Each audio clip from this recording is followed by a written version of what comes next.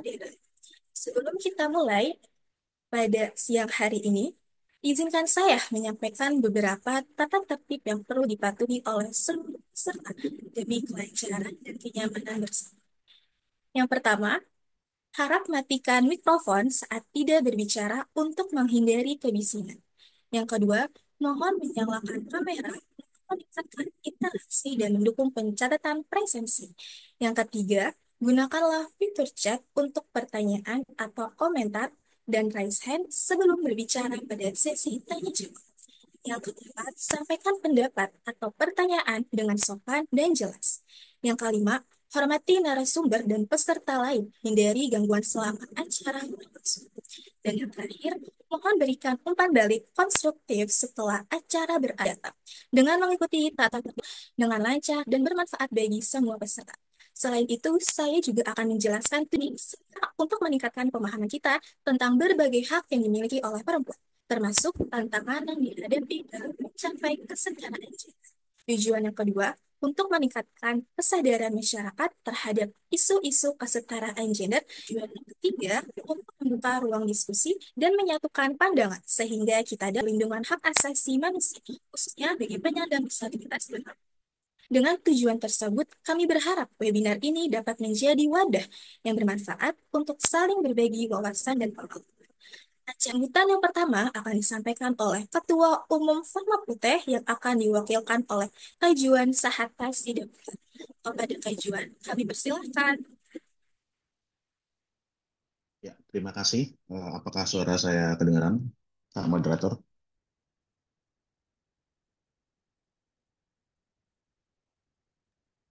Terdengar kajuan? Oke, baik, saya mulai ya. Terima kasih sebelumnya. Assalamualaikum warahmatullahi wabarakatuh. Shalom, salam sejahtera, rahayu, namo buddhaya, dan salam kebajikan. Eh, Berhubung Kak Suci Indrawati selaku Ketua Umum Formaputet berhalangan hadir, maka izinkanlah saya, Juan Sahata Sidabutar, sebagai Wakil Ketua Umum, mewakili yang bersangkutan untuk memberikan sambutan. Selamat siang, saya ucapkan kepada kita semua yang hadir pada webinar Hak Asasi Manusia kali ini dalam rangka memperingati Hari Hak Asasi Manusia yang diselenggarakan oleh Forum Mahasiswa Administrasi Publik Universitas Terbuka. Saya ingin terlebih dahulu menyapa seluruh pembicara yang hadir pada acara kali ini, yakni Bapak Hanorman Yulian SE selaku Ketua Umum PPDI, Bapak Hari Kurniawan SH CMC selaku Komisioner Komnas HAM Republik Indonesia, Ibu Rehulina SHMH PhD selaku seorang International Law Lecturer, dan Bapak Sulhan SHMH selaku seorang ahli pembaruan hukum pidana. Saya mewakili Format UT menyampaikan terima kasih dan apresiasi yang setinggi-tingginya kepada seluruh Bapak dan Ibu pembicara atas waktu dan kesediaan yang diberikan sehingga berkenan hadir untuk membagikan ilmu dan pengetahuan yang berharga kepada kami seluruh peserta webinar Hak Asasi Manusia kali ini.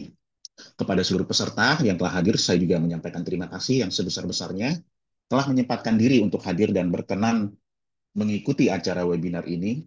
Kiranya pengetahuan dan ilmu tentang hak asasi manusia, khususnya mengenai hak kelompok disabilitas dan kesetaraan gender, mencerahkan kita dan mengarahkan kita kepada kesadaran bahwa semua manusia, apapun keadaan dan latar belakangnya, yang hidup di bawah kolong langit ini, memiliki hak yang sama dan tidak boleh didiskriminasi.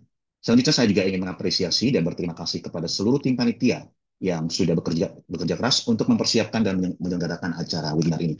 Terakhir, biarlah kiranya webinar kita kali ini adalah suatu langkah kecil dari jutaan langkah-langkah kecil kita ke depannya dalam upaya mewujudkan cita-cita negara Indonesia, yakni melindungi segenap bangsa dan tumpah darah Indonesia, memajukan kesejahteraan bersama, mencerdaskan kehidupan bangsa, menjaga ketertiban dunia yang berdasarkan kemerdekaan, perdamaian abadi, dan keadilan sosial.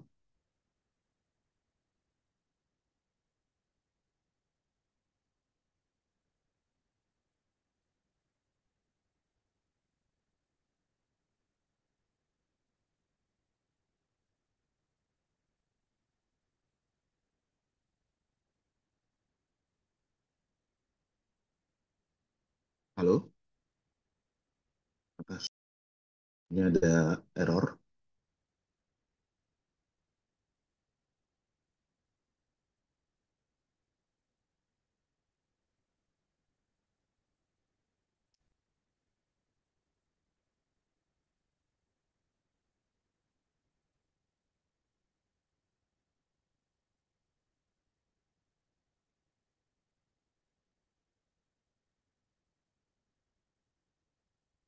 Demikianlah sambutan ini. Selamat mengikuti webinar dan saya ucapkan terima kasih. Terima kasih kepada Kak Juan atas sambutannya. Semoga pesan yang telah disampaikan dapat menjadi motivasi dan inspirasi bagi kita semua. Selanjutnya, mari kita dengarkan sambutan dari Ketua Pelaksana webinar kali ini, yang telah bekerja keras bersama panitia untuk menyelenggarakan acara hari ini. Kepada Kak Fanta Cecilia. Terima kasih atas kesempatannya Kak Zafira. Bismillahirrahmanirrahim. Assalamualaikum warahmatullahi wabarakatuh. Salam sejahtera untuk kita semua. Pertama, saya panjatkan puji syukur kehadirat Allah Subhanahu wa Ta'ala karena dengan nikmat yang diberikan kepada kita semua dapat berkumpul dalam acara hari ini. Sebelumnya, perkenalkan nama saya Fanka Cecilia Maulana, selaku Ketua Pelaksana webinar memperingati Hari Hak Asasi Manusia pada hari ini, hari Minggu 8 Desember 2024. Kepada yang terhormat jajaran Dewan Pertimbangan Organisasi Formaputé, yang sama-sama kita hormati juga Ketua Umum serta Wakil Ketua Umum Formaputé, juga Dewan Alumni Formaputé.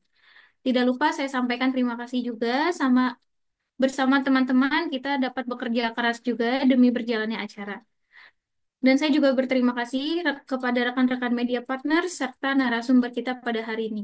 Terima kasih kepada Bapak Ibu narasumber atas kehadirannya pada hari ini. Izinkan saya menjelaskan mengapa kita mengambil tema penguatan hak asasi manusia bagi penyandang disabilitas perempuan dalam kesetaraan gender di era modern. Tema ini sangat relevan karena tantangan yang dihadapi oleh kedua kelompok ini masih signifikan. Di Indonesia, perempuan dengan disabilitas sering mengalami diskriminasi ganda, baik sebagai perempuan maupun penyandang disabilitas yang menghambat akses mereka terhadap pendidikan, kesehatan, serta partisipasi politik. Selain itu, komitmen internasional seperti Konvensi Hak Penyandang Disabilitas menekankan pentingnya perlindungan hak-hak untuk menciptakan masyarakat yang inklusif dan adil. Upaya ini mendukung tujuan pembangunan berkelanjutan yang menjamin bahwa tidak ada satu orang pun tertinggal. Dengan ini saya membuka acara webinar memperingati Hari Hak Asasi Manusia. Selamat mengikuti acara. Semoga dengan adanya acara ini teman-teman semua dapat mendapatkan manfaat yang besar dan kita bisa terapkan di kehidupan sehari-hari. Terima kasih atas kesempatannya. Mohon maaf jika ada salah kata. Wabillahi taufiq wal hidayah. Wassalamualaikum warahmatullahi wabarakatuh.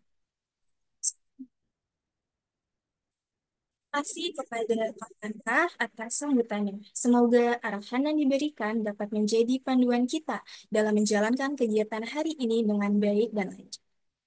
Selanjutnya, kita akan memasuki sesi utama dari webinar pada hari ini. Teman-teman, di sini saya juga tidak sendiri loh dalam memandu acara.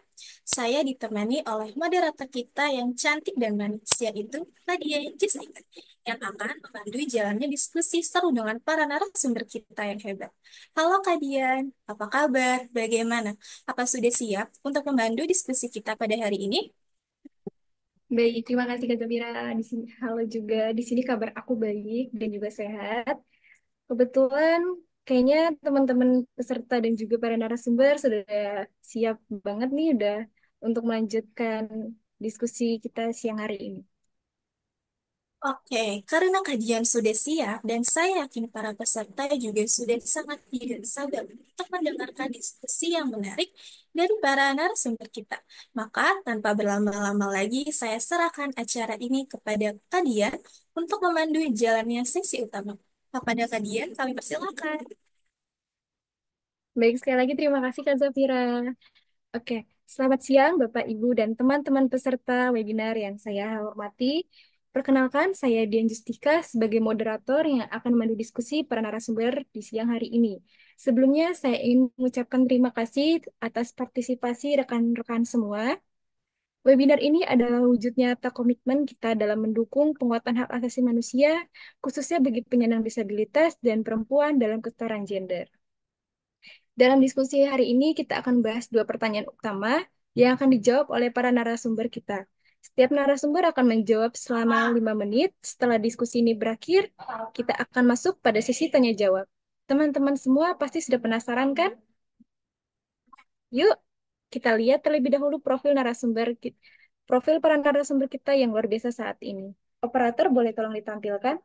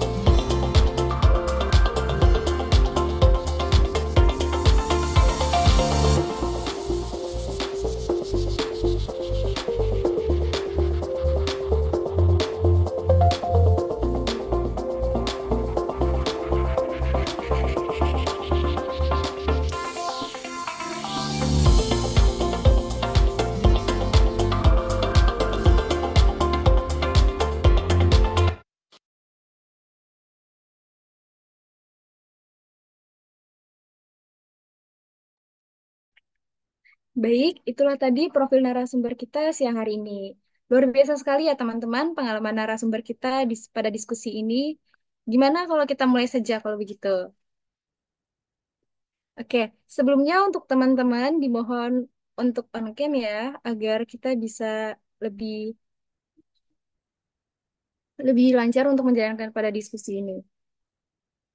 Baik, pada pertanyaan pertama, bagaimana hak asasi manusia bagi kelompok ini dapat dipertahankan melalui kerjasama antara lembaga pemerintah, organisasi masyarakat sipil, dan organisasi penyandang disabilitas? Kepada Bapak Hari Kurniawan, kami persilahkan untuk memberikan tanggapannya, Bapak. Baik, terima kasih. Assalamualaikum warahmatullahi wabarakatuh. Selamat siang, salam sejahtera untuk kita semua. Om Swastiastu, Namo Buddhaya, salam kebajikan, salam sehat selalu. Tentu saja ketika kita berbicara tentang hak asasi manusia yang berkaitan dengan disabilitas dan perempuan disabilitas, tentu tidak bisa lepas kita lihat dulu siapa pemegang hak dan siapa pemegang kewajiban. Pemegang hak dalam arti secara individu atau rights holder secara individu bahwa setiap penyandang disabilitas di dalam pasal 12 CRPD dikatakan bahwa setiap dilibatkan secara aktif sebagai apa namanya sumber subjek hukum aktif ya, sehingga kemudian dalam setiap kebijakan yang dilakukan oleh pemerintah, karena pemerintah adalah apa namanya sebagai pemegang kewajiban atau duty holder, maka pelibatan penyandang disabilitas itu perlu. Apalagi kemudian Indonesia sudah membuat peraturan pemerintah nomor 19 tahun 2020 tentang perencanaan, pelaksanaan, monitoring dan evaluasi rencana induk pembangunan inklusif disabilitas. Tentu di situ pelibatan disabilitas dalam setiap perencanaan harus sudah mulai dilibatkan. Dan tentu saja ini juga menjadi PR kita bersama, tidak hanya kemudian pemerintah, karena pemerintah sebagai pemegang kewajiban ya, tapi juga PR semua orang, termasuk kemudian GSO di situ atau apa namanya NGO ya atau LSM yang bergerak disabilitas, termasuk kemudian organisasi penyandang disabilitas dan juga LNHAM, Lembaga Nasional Hak Asasi Manusia, di mana di dalamnya ada Komite Nasional Disabilitas, ada Komnas HAM, ada Komnas Perempuan, KPAI, kemudian KPK, Ombudsman, yang itu tentu saja harus ber apa namanya saling bekerja sama ya dalam konteks pengembangan upaya perlindungan, pemenuhan, penghormatan hak asasi manusia. Dan kita tahu bahwa eh, Kemenkumham sendiri waktu periode sebelumnya, periode Jokowi sudah membentuk namanya Pokja P5HAM ya, yang dimana juga melibatkan semua eh, stakeholder yang ada begitu. Jadi ini adalah kewajiban kita semua karena bagaimanapun juga eh, apa namanya disabilitas adalah bagian dari keberagaman manusia seperti layaknya ras, suku, agama, dan antar golongan. Kalau di dalam konteks Komnas HAM sendiri, setiap kebijakan yang dilakukan atau dibuat oleh Komnas HAM di internal ini juga tentu melibatkan penyandang disabilitas. Kita punya 13 SNP, standar norma dan pengaturan. Yang terakhir adalah SNP Bisnis dan HAM. Di situ terdapat juga bagaimana pengaturan disabilitas sebagai salah satu kelompok rentan yang harus diperhatikan dalam konteks bisnis. Karena bagaimanapun juga mereka juga bagian dari manusia Indonesia yang punya hak yang sama. Jadi tentu sebagai Komnas HAM yang mana tujuan kita dalam mengembangkan kondisi yang kondusif bagi pelaksanaan hak asasi manusia dan juga meningkatkan perlindungan dan penegakan HAM, tentu ini menjadi salah satu tolak ukur ketika kita membuat aturan gitu, Mbak. Saya terkenal jelas kan ya? Terdengar, Bapak, jelas. Ya, jadi itu kalau jawaban dari saya, Mbak. Artinya tidak boleh kemudian kalau tagline-nya SDGs itu kan no one left behind ya. Tidak seorang pun yang ditinggalkan. Artinya disabilitas juga harus dilibatkan secara aktif sebagai subjek dalam pembangunan. Dalam konteks hak asasi manusia, kita lihat pergeseran paradigma penyandang disabilitas yang dulu pakai medical model, kemudian saat ini sudah bergeser menjadi apa namanya human right model. Kalau dulu individual model itu ada medical model, ada biomedical model, yang saat ini adalah berbasis sosial dan human rights model. Artinya setiap setiap penyandang disabilitas hak asasinya setara. Hak asasinya memang mereka punya persamaan hak, tetapi dalam konteks pelaksanaannya hak asasinya setara. Persamaan hak dan kesetaraan hak itu berbeda. Persamaan hak kita masih melihat adanya diskriminasi di sana. Sementara di konteks hak asasi manusia tidak boleh ada uh, diskriminasi, harus mengandung prinsip-prinsip non-diskriminasi. Jadi kesetaraan itu bisa dilihat dari mana? Dari akomodasi yang layak dan reasonable accommodation dan aksesibilitas bagi penyandang disabilitas. Jadi ini adalah langkah afirmasi ya, yang kemudian itu memang diwujudkan dalam Konvensi Hak Penyandang Disabilitas CRPD ya. Dan ini menjadi salah satu hak tersendiri yang dimiliki oleh disabilitas. Artinya ketika kita sudah memenuhi reasonable akomodasi yang layak dan kemudian hak asasi manusia, apa namanya aksesibilitas bagi penyandang disabilitas, maka apa namanya tentu ini adalah pembangunan hak untuk semua orang. Karena ketika disabilitas bisa secara mandiri, kemudian mampu dalam mengakses segala layanan publik, maka non disabilitas pasti bisa. Seperti misalnya contohnya dalam konteks aksesibilitas tadi dicontohkan di dalam slide di awal oleh panitia terkait MRT. Ya kan MRT, bagaimana akses MRT sendiri walaupun masih banyak kekurangannya karena gap antara peron dengan MRT-nya masih cukup lebar dan itu membahayakan bagi teman-teman pengguna kursi roda seperti Pak Norman karena Pak Norman ini pengguna kursi roda. Jadi ini juga harus diperhatikan. Jadi MRT sendiri harus terus berbenah gitu kan. Kita sudah bolak-balik protes, bahkan saya pernah terjatuh ketika mau masuk kereta di KRL di Manggarai waktu itu. Dan sampai hari ini juga belum ada perbaikannya gitu. Jadi ini masih jadi PR besar bagaimana kemudian pembangunan manusia Indonesia seutuhnya adalah pembangunan yang tidak boleh meninggalkan seluruh warga negaranya termasuk disabilitas. Itu Mbak. Oke, baik. Terima kasih sebelumnya. Berarti untuk jawaban dari tanggapan Bapak Hari Kurniawan sendiri adalah pemerintah itu harus memiliki kewajiban juga untuk disabilitas karena kita semua setara ya, Pak ya. Harus, karena kewajiban negara dimanapun di dalam konvensi mulai dari generasi HAM pertama sampai generasi HAM keempat, negara mempunyai kewajiban untuk memperhatikan setiap hak warga negaranya, termasuk di sana kelompok disabilitas, kelompok masyarakat adat, perempuan, kemudian pekerja rumah tangga, dan lain sebagainya. Yang kita tahu bahwa disabilitas tadi seperti yang diomongkan oleh eh, apa namanya MC-nya, apalagi perempuan itu mengalami diskriminasi multidiskriminasi, tidak hanya diskriminasi ganda, tapi bisa tiga, bisa empat yang terjadi seperti itu. Jadi karena kondisi disabilitasnya, karena dia perempuan, kemudian dia mengalami stigmatisasi, ketidakmampuan, kemudian dianggap aseksual misalnya, sehingga seperti kasus Agus yang baru-baru ini di NTB itu itu apa namanya harus dilihat sebagai eh, disabilitas sebagai manusia seutuhnya. Jadi jangan dikira masa sih nggak mungkin Agus yang menggunakan yang tidak punya tangan kemudian dia tidak mampu melakukan kekerasan seksual atau kemudian seorang tuli dianggap tidak aseksual. Ini pandangan-pandangan salah kaprah ini yang harus ditempatkan bahwa sudah saatnya menempatkan eh, disabilitas sebagai subjek pembangunan, jangan menjadi objek pembangunan begitu. Oke, baik Bapak mengingat waktu sudah habis. Terima kasih sekali lagi atas tanggapannya Bapak. Selanjutnya kami persilahkan kepada Ibu Rehulana untuk memberikan tanggapannya Ibu.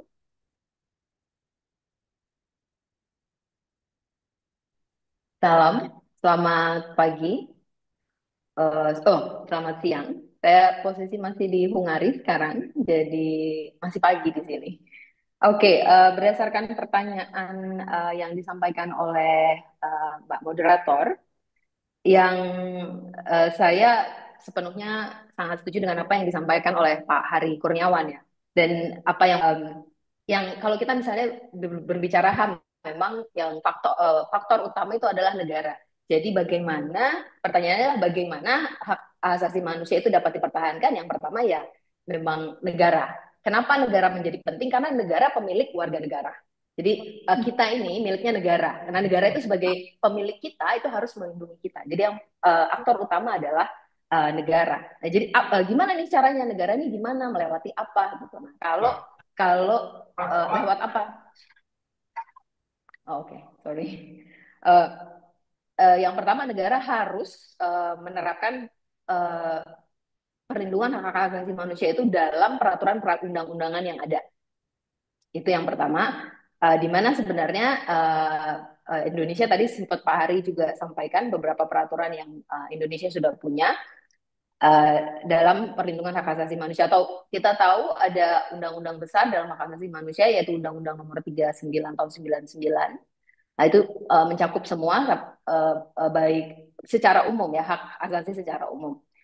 Itu kemudian saya setuju tadi juga sempat Pak Hari sampaikan itu perlu adanya pelibatan disabilitas dalam perencanaan pembangunan.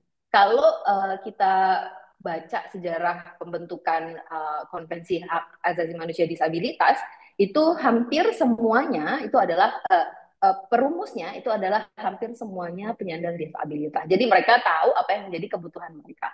Jadi pemerintah juga dalam melakukan perencanaan itu perlu melibatkan kaum disabilitas atau kaum perempuan karena mereka yang tahu kan, karena uh, siapa yang tahu kebutuhan perempuan kalau bukan perempuan, siapa yang tahu kebutuhan teman-teman disabilitas kalau bukan teman-teman disabilitas. Jadi penting untuk melibatkan baik perempuan dalam pembicaraan kita hari ini juga kaum disabilitas dalam melakukan perencanaan.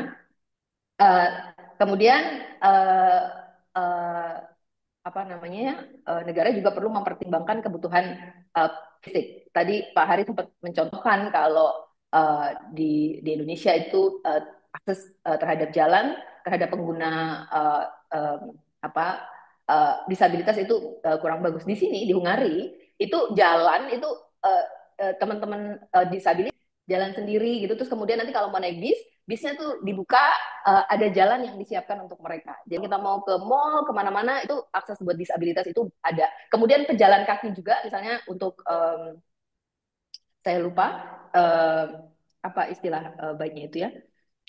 Jadi di jalan tuh itu jalanan trotoar itu sudah ada tanda-tandanya. Ya, apakah itu akan lampu merah gitu. Jadi kalau misalnya mereka pakai tongkat mereka itu kerasa. Kalau oh ini sudah mau lampu merah ini harus nyebrang gitu-gitu. Di Hungari khususnya fasilitas publik seperti itu sudah cukup difasilitasi oleh negara ya, dengan membuat kebijakan-kebijakan yang mendukung disabilitas. Sama ya tadi saya sempat bilang fasilitasnya juga nggak tahu kalau teman-teman tuh tahu nggak kalau dalam di presentasi saya akan menjelaskan bahwa prinsip utama dalam hak asasi manusia itu adalah non diskriminasi. Tapi sebenarnya di dalam hak asasi manusia itu ada juga dikenal namanya diskriminasi positif. Diskriminasi positif itu apa sih? Pemberian diskriminasi bagi mereka supaya mereka bisa naik. Contohnya begini, kalau misalnya saya perempuan, uh, uh, di, di, saya oke, yang paling mudah dalam pikiran saya hari ini UI itu cukup skornya 30.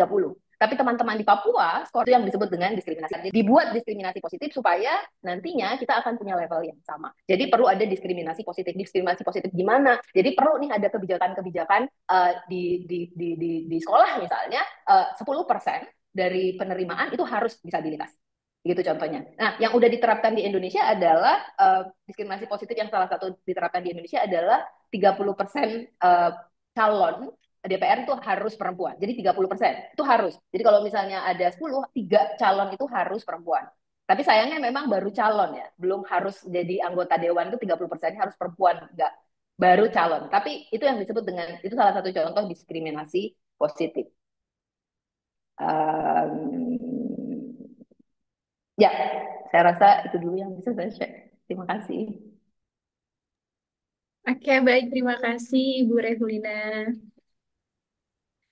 Baik, berarti faktor utama daripada hal-hal mengenai disabilitas ini adalah negara ya, Ibu ya. Oke, terima kasih Ibu atas tanggapannya. Berikutnya kita lanjut kepada Bapak Haji Norman Yulian. Kami persilahkan untuk memberikan tanggapannya, Bapak. Iya, terima kasih Budian. Eh, Terkait HAM untuk disabilitas dan perempuan, memang dari sisi regulasi, sisi kebijakan itu sudah cukup mumpuni lah untuk di Indonesia. Kenapa? Karena sudah banyak payung hukum yang dibuat oleh peraturan pemerintah, peraturan daerah, bahkan sampai peraturan wali kota dan sebagainya. Nah, bicara soal HAM, memang kalau kita bahas dalam forum ini, saya rasa tidak akan cukup ya sampai malam juga, karena banyak sekali, karena HAM itu menyeluruh, ya, baik secara personal maupun hal-hal lain di luar personal, tentu ini menjadi sebuah kebutuhan atau hak-hak yang memang eh, dalam kehidupan itu secara utuh lah begitu ya. Misalnya kita bicara HAM tentang eh, ketenaga kerjaan, bicara tentang pendidikan, bicara tentang kesehatan, bicara tentang kesempatan, semuanya itu sangat banyak sekali dan tentu apa yang sudah menjadi eh, aktivitas, apa yang sudah dilakukan oleh pemerintah, baik itu juga melibatkan secara organisasi, hari ini titiknya garis bawahnya adalah bagaimana ini bisa terimplementasi secara menyeluruh gitu. Ya, istilahnya kita sudah punya undang-undang, kita sudah punya peraturan pemerintah, bahkan di daerah sudah sampai ada perda, perwal. Ini semua adalah catatan-catatan regulasi yang hari ini kita harus sama-sama menyampaikan kepada pemerintah bahwa implementasi itu saat ini sudah sangat penting. Jadi yang terpenting itu adalah implementasi dari semua aturan yang dibuat. Buat apa kita punya banyak aturan kalaupun implementasi itu tidak berjalan? Nah, makanya secara umum saya sering kali bicara di dalam forum-forum maupun di setiap kesempatan bahwa implementasi itu sangat penting. Dan terakhir waktu kemarin sebelum pergantian presiden, saya sempat bertemu dengan Pak Jokowi di istana.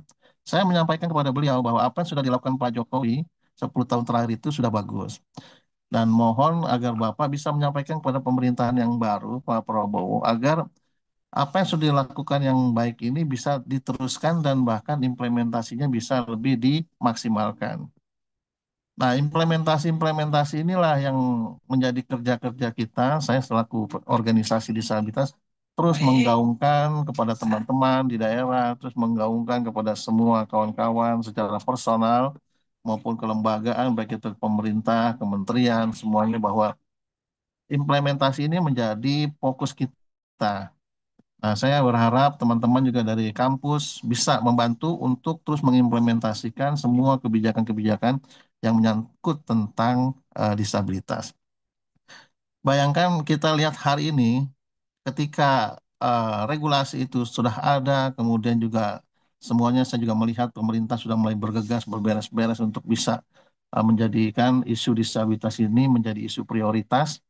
Tentu di bawah pun harus kita siapkan baik secara organisasi maupun masyarakat. Nah, bagaimana cara melakukan implementasi? Tentu melibatkan semua pihak, tidak hanya pemerintah, tetapi juga organisasi, stakeholder ya. Nah, ini menjadi kerja kita bersama. Bagaimana teman-teman itu bisa mendapatkan haknya, HAM-nya secara utuh dalam semua kesempatan dan tidak ada yang dibeda-bedakan tanpa diskriminasi. Konsep no one left behind ini menjadi satu catatan kita bahwa kita tidak boleh meninggalkan disabilitas itu dalam sebuah pembangunan. Toh kewajiban yang kami eh, lakukan juga sama dengan hal yang lain. Kami juga membayar pajak, kami membayar retribusi, membayar semua apapun yang dalam kehidupan sehari-hari kami bayar. Dan kami tidak menuntut banyak terkait masalah pemenuhan hak, tapi tolong kami diberikan kesempatan, kesetaraan, dan kesejajaran.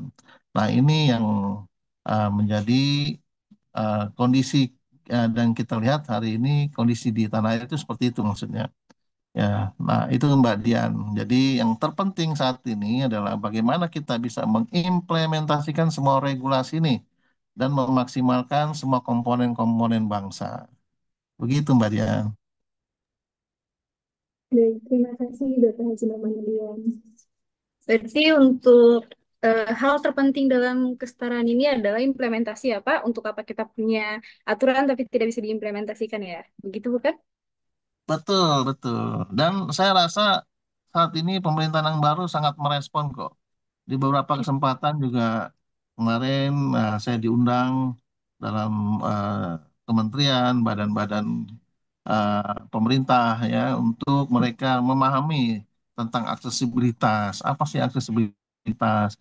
Lalu kemudian juga bagaimana sih sensitivitas teman-teman dalam konsep pelayanan hari ini kan misalnya.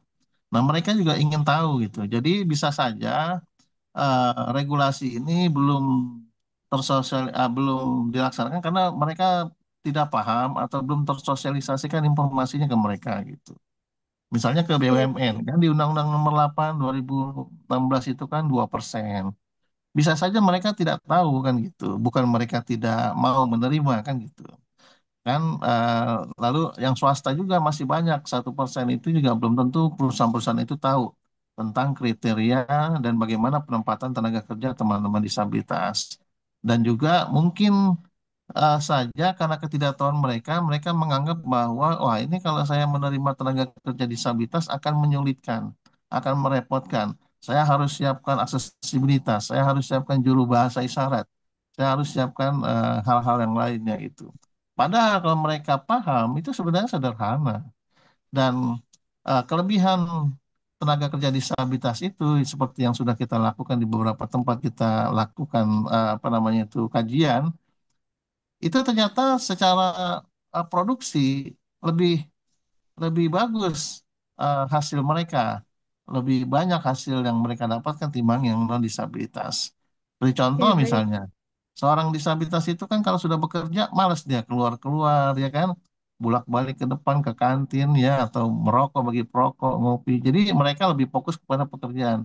Nah yang non disabilitas kan bentar-bentar ke warung kopi, ke kantin kan gitu. Jadi hasilnya tidak maksimal. Nah itulah seperti itu kurang lebih gambarannya Mbak. Oke, baik. Terima kasih Bapak tanggapannya.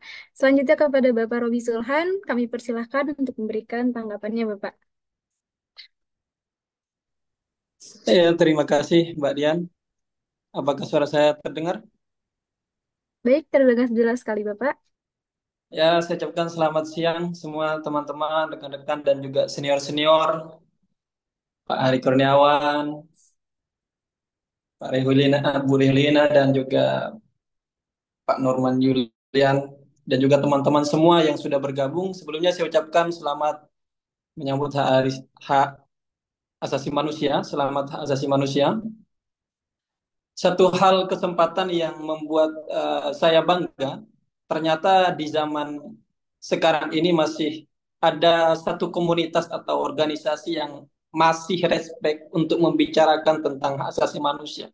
Setelah kita ketahui ya di beberapa bagian, di beberapa tempat kita seolah-olah mementingkan diri sendiri dan seolah-olah kemudian mencampakkan hal-hal yang akan menjadi fokus bahasan kita, yakni disabilitas itu sendiri.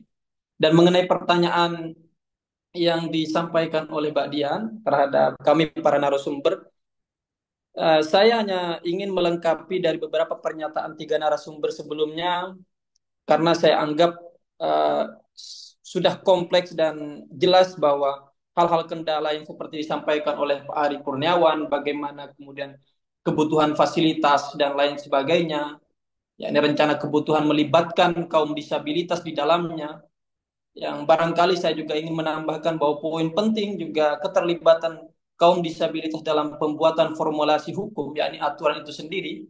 Yang itu ada kaitannya juga dengan pernyataan Pak Norman Julian tentang kita sudah punya regulasi yang baik, sudah banyak. Tetapi dalam prakteknya, dalam proses aplikasinya, itu yang kurang, yang minim di situ. Ada lagi yang menarik yang disampaikan oleh pemateri kedua kita, yakni Mbak Ruhilina, yang menyampaikan bahwa kita butuh yang namanya diskriminasi positif, yang tidak semua orang paham tentang itu. Ini salah satu ilmu baru juga yang saya dapatkan, terima kasih. Saya berusaha untuk melengkapi beberapa pernyataan dari tiga narasumber yang saya anggap sudah memberikan banyak ilmu pada kita dalam pernyataan awalnya. Saya lebih fokus pada pembaruan hukum, di mana memang yang menjadi kendala terbesar di negara kita adalah di samping akses terhadap fasilitas keterlibatan teman-teman atau kelompok disabilitas dan juga bagaimana pengaplikasiannya, ternyata dalam konsep pembaruan hukum itu kita juga butuh. Butuhnya di mana? Bukan persoalan kemudian membuat undang-undangnya, tetapi keterlibatan kaum disabilitas itu yang minim. Mungkin ada sebagian kayak seumpama kita sebut saja uh, Pak Ari Kurniawan terlibat di dalamnya. Tapi pertanyaan dasar, seberapa banyak sih yang peduli teman-teman yang istilahnya bukan hanya menyatakan iya, tetapi memiliki ide untuk uh, mengusulkan hak-hak yang lebih jelas dan nyata tentang disabilitas itu sendiri. Dan itu kemudian berkaitan dengan pengaplikasiannya yang disampaikan oleh Pak Norman Yulian di sesi terakhir tadi. Kalau berbicara tentang kerjasama antara pemerintah dan juga masyarakat, saya anggap ya yang jelas keduanya butuh sinambungan, ya bottom up, top down, ya butuh kesinambungan. Tetapi masalahnya uh, jalan untuk menyambungkan itu yang belum kita temui. Nah, salah satu yang ingin saya berikan tawaran adalah uh, merangkul nih, bukan hanya membuat aturan nih, bukan hanya banyak-banyak kita konvensi ratifikasi, tetapi sejauh mana kita sih, bukan hal kemudian istilahnya yang saya sebut sebagai formalisme dalam bentuk perancangan undang-undang, tetapi bagaimana mengajak mereka secara sungguh-sungguh terlibat di dalamnya. Kita lihat saja komunitas-komunitas kecil. Barangkali teman-teman sudah ya yang hidup di beberapa kota-kota besar, dalam hal tingkatan kecil saja, kepedulian kita untuk kita bicarakan pada siang hari ini minim sekali. Makanya saya katakan saya sangat bangga sekali dan respect masih ada satu organisasi yang saya juga bangga karena saya merasa tenang karena saya dilibatkan untuk membicarakan hal ini. Barangkali saya juga untuk mengurangi rasa buta saya terhadap hal-hal yang belum saya ketahui. Pengalaman sharing ilmu dengan berbagai macam narasumber yang saya hormati. Barangkali demikian Mbak Dian, salah satu pernyataan saya sebagai pemantik lah di awal. Terima kasih. Baik, terima kasih untuk Bapak Robi Suhan. Kurang lebih untuk tanggapan Bapak sama seperti narasumber yang sebelumnya ya Pak ya. Ya, kurang lebih begitu. Oke, baik. Gimana nih teman-teman peserta? Masih semangat tidak pembahasan untuk pertanyaan selanjutnya? Harusnya masih dong ya, karena ini sangat menarik sekali narasumber-narasumber kita untuk tanggapannya. Kalau teman-teman semua masih belum semangat, di sini saya punya pantun buat teman-teman semua. Berlayar jauh di lautan biru, menangkap ikan sambil bersenda. Ayo semangat tambah ilmu, webinar ini penuh manfaatnya. Bener nggak? Bener dong. Oke, berarti untuk selanjutnya, pada pertanyaan kedua yang akan kita bahas, bagaimana upaya untuk mencapai kesetaraan gender di Indonesia dengan adanya diskriminasi ganda yang dialami oleh perempuan dengan ketidakmampuannya mempengaruhi partisipasi mereka dalam masyarakat. Oke, untuk itu pertanyaannya kepada Ibu Rehulina, kami persilahkan untuk memberikan tanggapannya terlebih dahulu. Terima kasih, Mbak Moderator. Eh, Boleh diulang nggak pertanyaannya? Baik, saya ulang ya Ibu untuk pertanyaan keduanya. Bagaimana upaya untuk mencapai kesetaraan gender di Indonesia dengan adanya diskriminasi ganda yang dialami oleh perempuan dengan ketidakmampuannya mempengaruhi partisipasi mereka dalam masyarakat? Diskriminasi ganda dalam hari ini perempuan dengan disabilitas dan perempuan, itu kah? Ya, oke. Dalam jawaban saya terhadap pertanyaan satu, saya sempat menyampaikan bahwa perlu adanya penerapan diskriminasi positif bagi perempuan. Misalnya tadi saya bilang, saya sampaikan di partisipasi publik perempuan itu diberikan kalau diberikan uh, uh, hmm, partai politik itu dalam menerapkan calon anggota dewannya itu harus 30% perempuan. Itu salah satu contohnya. Jadi perlu ada penerapan diskriminasi positif bagi perempuan dalam partisipasinya di bidang politik. Nah, kemudian yang kedua itu uh, dalam pendidikan ya. So dalam pendidikan tadi sempat saya contohkan juga kalau secara umum perempuan di masa lalu itu kan pendidikannya itu tidak seperti yang hari ini kita bisa menikmati pendidikan dengan mudah perempuan. Kalau di zaman dulu itu kalau misalnya anaknya ada tiga, terus kemudian dua perempuan atau satu perempuan, terus kemudian yang laki-laki, kemudian ekonomi keluarga tidak mencukupi, yang nggak sekolah itu adalah yang perempuan, gitu, ya kan? Udah, soalnya laki-laki nih, jadi yang sekolah kita biayakan yang sekolah yang perempuan saja, gitu. Nah, karena itu kemampuan pendidikan perempuan Indonesia itu tidak sebaik laki-laki. Nah, untuk bisa akhirnya sampai di level yang sama, itu kita perlu menerapkan uh, kriteria khusus untuk perempuan. Jadi kalau perempuan mau masuk di sebuah universitas atau sekolah, kita berikan nilai khusus supaya mereka bisa nantinya, tentu saja diskriminasi positif itu tidak bisa dilaksanakan sampai seterusnya gitu. Pasti perlu ada waktu di mana nantinya sudah setara. Ketika sudah setara, maka itu harus diperlakukan secara sama. Oh, itu yang pertama. Kemudian sebenarnya pertanyaan ini sangat relevan dengan pertanyaan yang pertama ya, karena apa yang harus dilakukan. Kemudian yang kedua juga perlu adanya apa? Perlu adanya uh, sorry, perlu adanya uh, ketersediaan fasilitas-fasilitas bagi perempuan, khususnya bagi perempuan disabilitas, sehingga dia tidak mengalami diskriminasi ganda. Saya rasa itu dulu, nanti kalau ada yang bisa saya sampaikan akan saya tambahkan. Terima kasih. Baik, terima kasih Bu. Untuk selanjutnya, kami persilahkan kepada Bapak Haji Norman Yulian untuk memberikan tanggapannya, Bapak. Ya, makasih. Ya, perempuan itu memang dalam konteks disabilitas itu memiliki beban psikologis yang lebih berat ya dibandingkan dengan yang prianya, yang laki-laki. Kenapa? Karena eh, kondisi stigma masyarakat saat ini tuh memang masih di tanah air itu, terutama di daerah pedesaan ya, di daerah-daerah kampung itu stigma negatif atau stigma terhadap disabilitas itu masih menganggap bahwa eh, disabilitas itu tidak bisa untuk beraktivitas atau tidak bisa untuk mampu melakukan kegiatan dan sebagainya, sehingga seringkali disabilitas itu dibatasi ruang gerak mereka.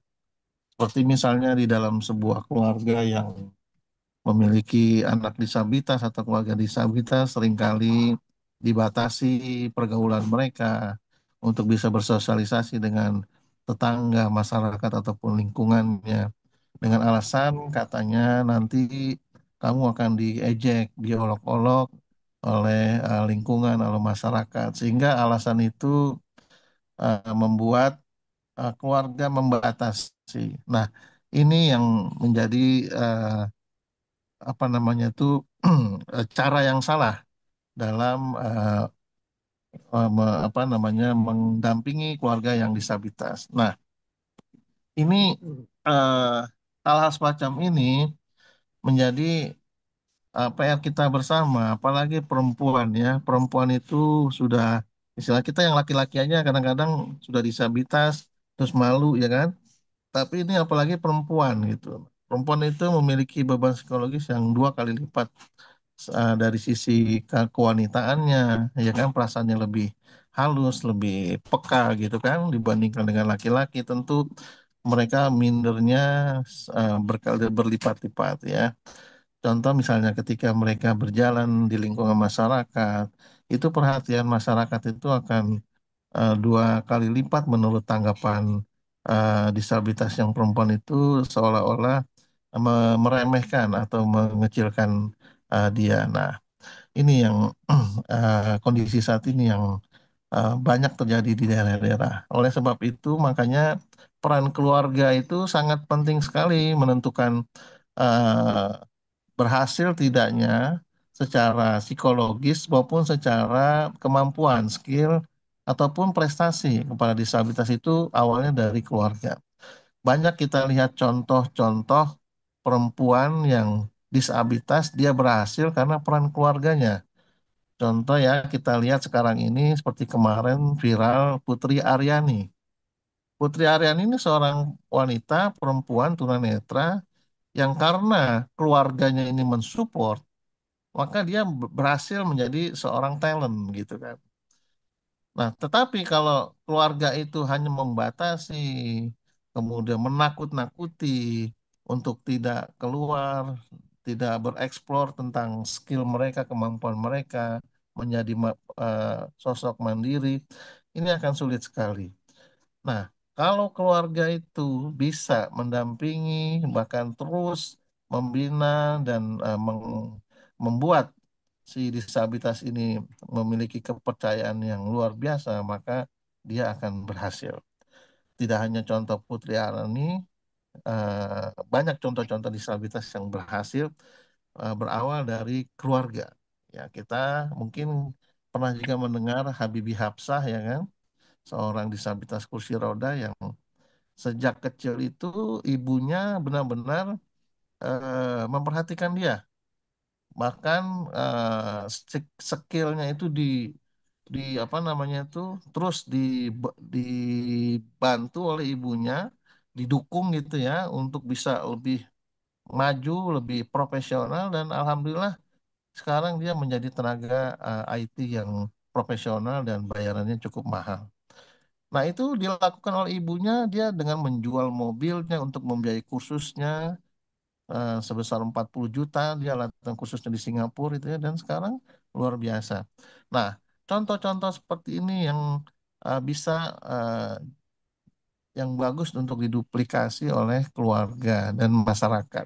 Nah, dari sisi masyarakat juga sebenarnya juga masyarakat harus mendukung atau harus memberikan ruang yang seluas-luasnya kepada disabilitas maupun disabilitas wanita agar mereka bisa bersosialisasi dengan masyarakat dan lingkungannya. Dan yang paling terpenting juga peran organisasi menjadi tujuan apa ujung tombak karena biasanya melalui organisasi disabilitas yang sering dibatasi keluarga itu bisa keluar, bisa lepas dari kondisi itu, dari kondisi keterbatasan yang dibuat oleh keluarga dan lingkungan. Tetapi itu juga bukan pekerjaan yang mudah bagi organisasi untuk melakukan itu. Seringkali teman-teman di daerah ketika mendatangi keluarga yang memiliki keluarga disabilitas, apalagi yang perempuan, itu kita dicurigai. Dicurigai, dianggap mereka takut anaknya atau keluarganya itu dimanfaatkan gitu, Mbak. Nah, ini kadang sering terjadi bahkan sampai ada kita punya dengar cerita pengurus organisasi di Sulawesi itu sampai dikasih parang, Mbak. Dikasih parang agar si disabilitas itu pergi dari rumahnya itu. Itu bayangkan jadi sampai seperti itunya kondisinya kan membahayakan gitu ya. Jadi kecurigaan itu begitu tinggi. Nah, hal-hal semacam ini yang perlu kita terus sosialisasikan agar masyarakat dan keluarga bisa memahami. Dan tapi sekarang alhamdulillahnya yang memang pers maupun eh, masyarakat dan banyak publikasi-publikasi yang sudah disampaikan ke masyarakat ya seperti banyak disabilitas-disabilitas berprestasi ini yang sedikit banyak membuka mata mereka terutama yang di daerah melalui handphone yang saat ini informasi komunikasi itu bisa update, bisa langsung masuk ke pribadi-pribadi ini sangat menguntungkan. Nah, itu yang menjadi eh, kondisi saat ini dan kemajuan teknologi menurut saya itu juga merupakan salah satu alat untuk bisa menyampaikan informasi pesan secara langsung. Karena saat ini jarang sekali kita lihat eh, orang yang tidak punya handphone ya. Rata-rata orang sudah pegang handphone semua. Nah, penyampaian melalui informasi teknologi ini yang sangat efektif untuk bisa mensosialisasikan semua kondisi, semua situasi HAM yang ada di tanah air. Baik, Dan Bapak, melalui terima kasih. melalui HP satu lagi, melalui informasi komunikasi HP ini juga kan media sosial ini kita setiap kasus-kasus yang ada itu bisa terbuka, terlihat ya. Contoh persoalan teman kita Agus yang ada di NTB. Kemudian di Medan juga ada teman kita yang di aniaya dan sebagainya. Jadi informasi itu cepat, luar biasa ini Oke, teknologi. terima kasih Bapak atas tanggapannya. Baik, untuk selanjutnya kami persilahkan kepada Bapak Hari Kurniawan sebagai penutup diskusi kita siang hari ini untuk memberikan tanggapannya Bapak.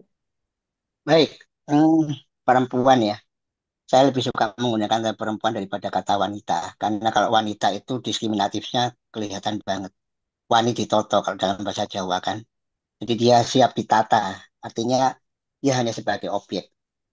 Sementara kalau perempuan, empu itu kan berarti guru. Ya, keperempuanan berarti dia adalah keguruan. Karena dari rahim perempuan lah kita belajar segala hal gitu kan.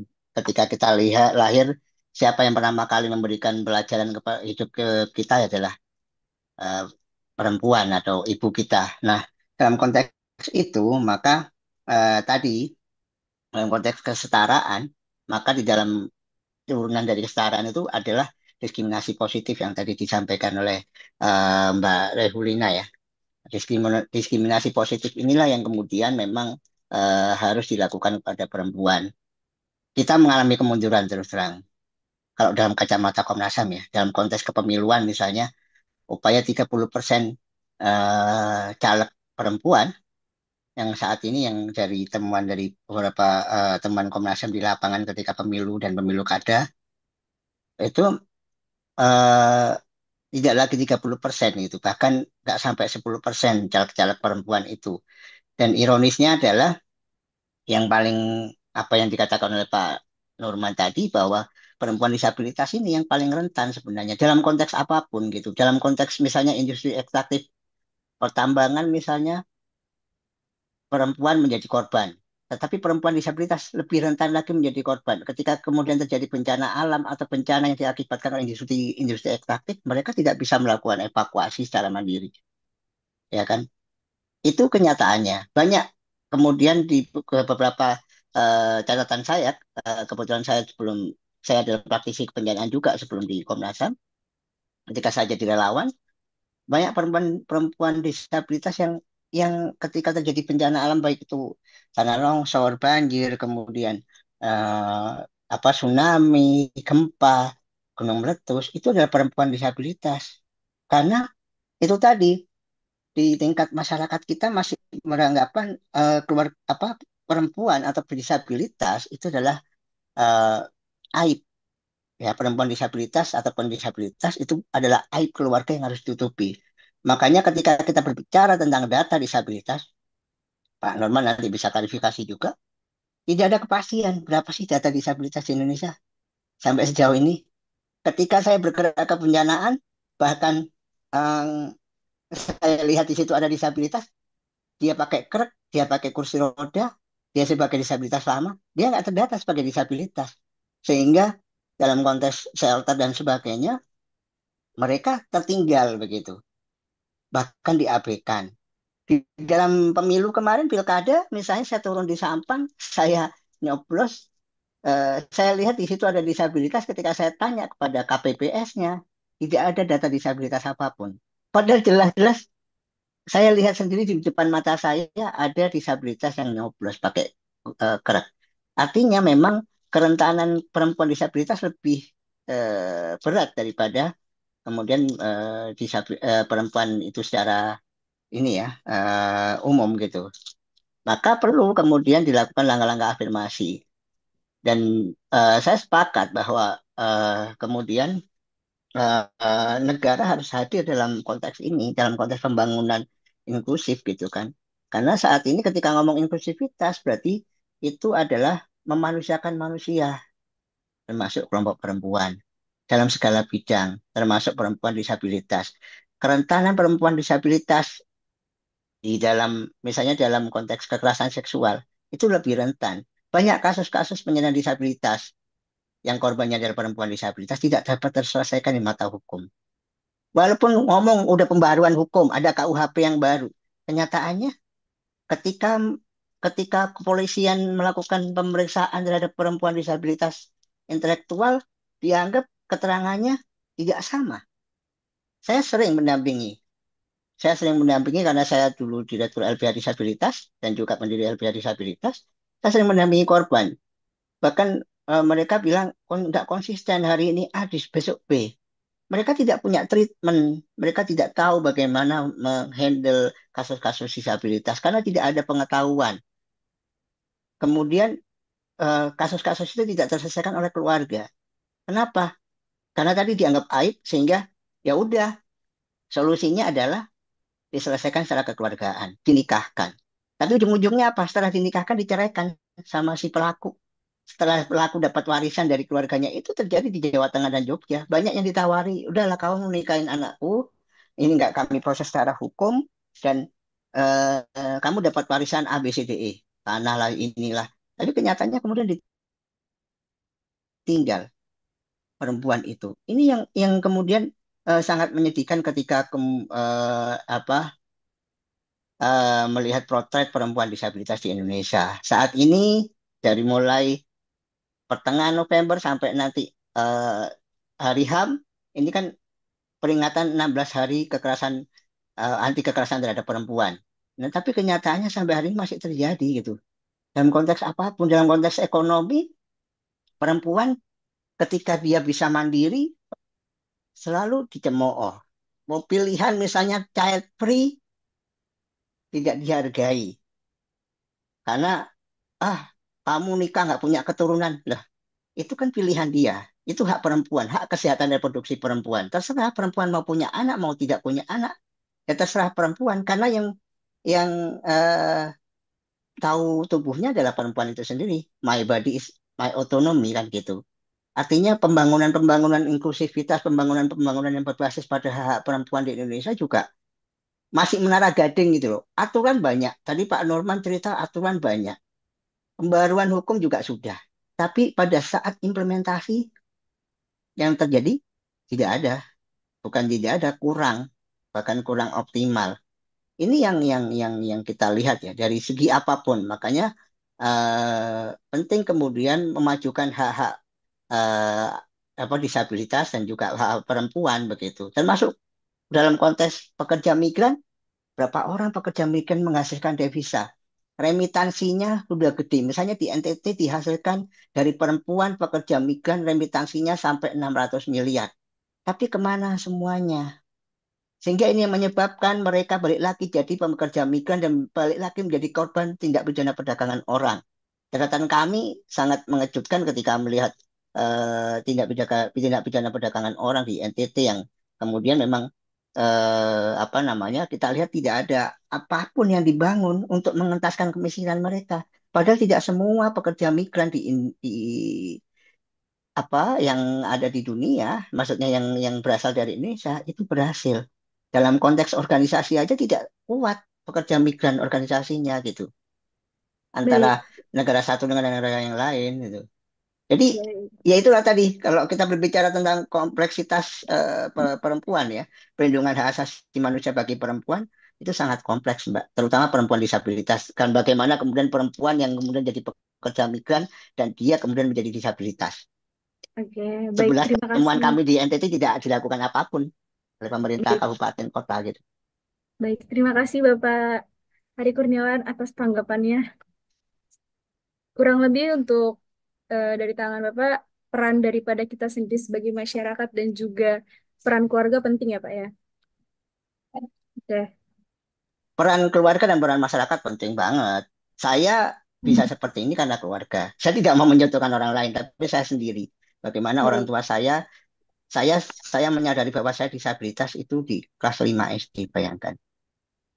baik. Terima Waktu kasih awal-awal Bapak atas orang tua tidak penjelasannya. pernah memperlakukan yang berbeda dengan anaknya yang lain, tapi secara beneran hobi saya juga di ini gitu kan. Itu yang terjadi. Tadi kalau Pak Norman mencontohkan norma apa namanya si Habibie Hafsah, banyak sekali tidak hanya Habibie Hafsah, ada Joni Yulianto, ada Mbak Minis Rusli yang memegang gelar dua double degree master, termasuk beberapa yang lainnya gitu banyak. Termasuk satu dokter tunanetra pertama yang kemudian jadi komisioner Komnas HAM sebelum periode saya, jadi 2 periode sebelum saya. Baik, terima Nah, kasih ini yang Bapak atas kedua gitu. tanggapannya sekali lagi. Mengingat waktu yang sudah Itu Mbak ya. singkat dan juga, iya baik Bapak, terima kasih sekali lagi. Sudah cukup jelas untuk tanggapannya. Eh, Mohon maaf sebelumnya karena tadi kita sempat terlewat. Selanjutnya kepada Bapak Robi Suhan, kami persilahkan untuk memberikan tanggapannya.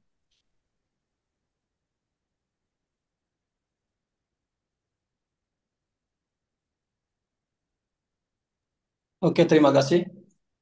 Mohon maaf barusan belum on voice. Jadi kalau kita bicara bagaimana diskriminasi ganda, perempuan disabilitas, dan bagaimana upayanya, saya langsung saja membicarakan upaya yang barangkali ini memberikan jawaban. Nah, ini yang paling utama adalah stigma. Kenapa saya bicara tentang stigma? Seperti yang kita ketahui, tadi saya sudah ulas sedikit tentang hal-hal kecil, dimulai dari kelompok-kelompok kecil. Kemudian narasumber sebelumnya juga menyampaikan bahwa peran organisasi juga penting di dalamnya. Karena pengakuan stigma terhadap disabilitas itu sendiri, kita hilangkan dulu kata disabilitas, perempuan saja. Kata perempuan saja selalu dianggap dinomorduakan. Walaupun ada upaya-upaya di negara kita untuk kemudian mencari kesetaraan gender itu sendiri, apalagi perempuan yang disabilitas. Ini malah double gitu. Jadi rentan sekali. Jadi saya sangat sepakat bahwa rentan yang dialami oleh perempuan disabilitas dalam semua bidang, mau itu dalam bidang politik, pendidikan dan lain sebagainya. Tetapi ini bukan berarti pernyataan yang saya sampaikan ini bukan kemudian mengafirmasi akan selamanya demikian. Mari kita dobrak itu. Dalam artian stigma-stigma. Pertama kita mulai dari stigma. Bagaimana stigma yang selama ini buruk, menganggap terbelakang lain sebagainya, kita rubah dengan stigma yang lebih positif. Dan ini bukan hanya tugas pemerintah saja, kita mulai dari hal-hal kecil. Seperti yang diulas oleh narasumber sebelumnya, penting sekali bagaimana juga peran keluarga di dalamnya, peran lembaga pendidikan, kelompok-kelompok bermain, yang seharusnya itu bukan menjadi pembeda untuk kemudian menghilangkan hak yang kemudian harus berbeda juga. Kan kita sering dengar bahwa semua orang sama di depan hukum, semua orang berhak mendapatkan hak, dan itu merupakan amanat dari konstitusi sendiri. Makanya kadang-kala kita merasa bosan kalau kita membicarakan banyak formulasi yang sudah kita rancang, yang sudah diterbitkan oleh negara kita tentang bagaimana perlindungan terhadap perempuan, ya, disabilitas, bagaimana ada undang-undang KDRT tahun 2004, kemudian ada undang-undang TPKS dan undang-undang lain sebagainya, yang kemudian itu sudah menampung beberapa hak-hak yang sebetulnya itu sudah bagus. Tapi lagi-lagi yang menjadi problem besar adalah kesediaan kita, para aplikatornya yang mampu mengaplikasikan itu yang kemudian minim. Nah, ini dalam seminar-seminar diskusi kecil ketika saya juga dengan teman-teman pembaruan hukum itu sendiri, yang menjadi kendala besar adalah dari kita adalah bagaimana bentuk aplikasinya. Kenapa itu terjadi? Kenapa itu terjadi? Pertanyaan selanjutnya demikian, kenapa itu terjadi? Ya ini karena keterlibatan yang secara langsung juga belum sepenuhnya general dan diberlakukan di Indonesia.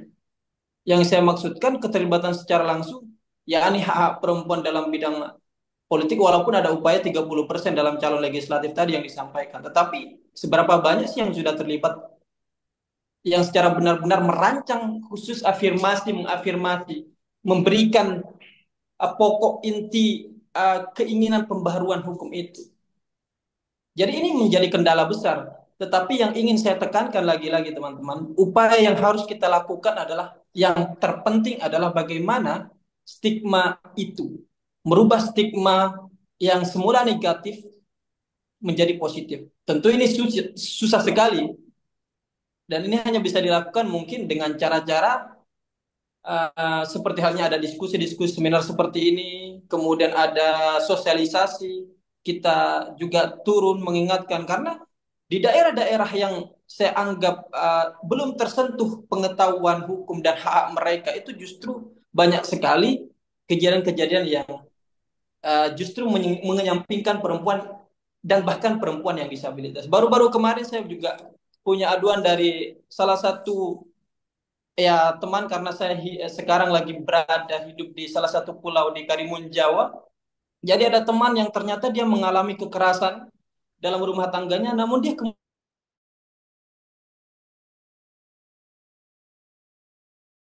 kalau kalau Anda mendapatkan kekerasan fisik, kenapa tidak bisa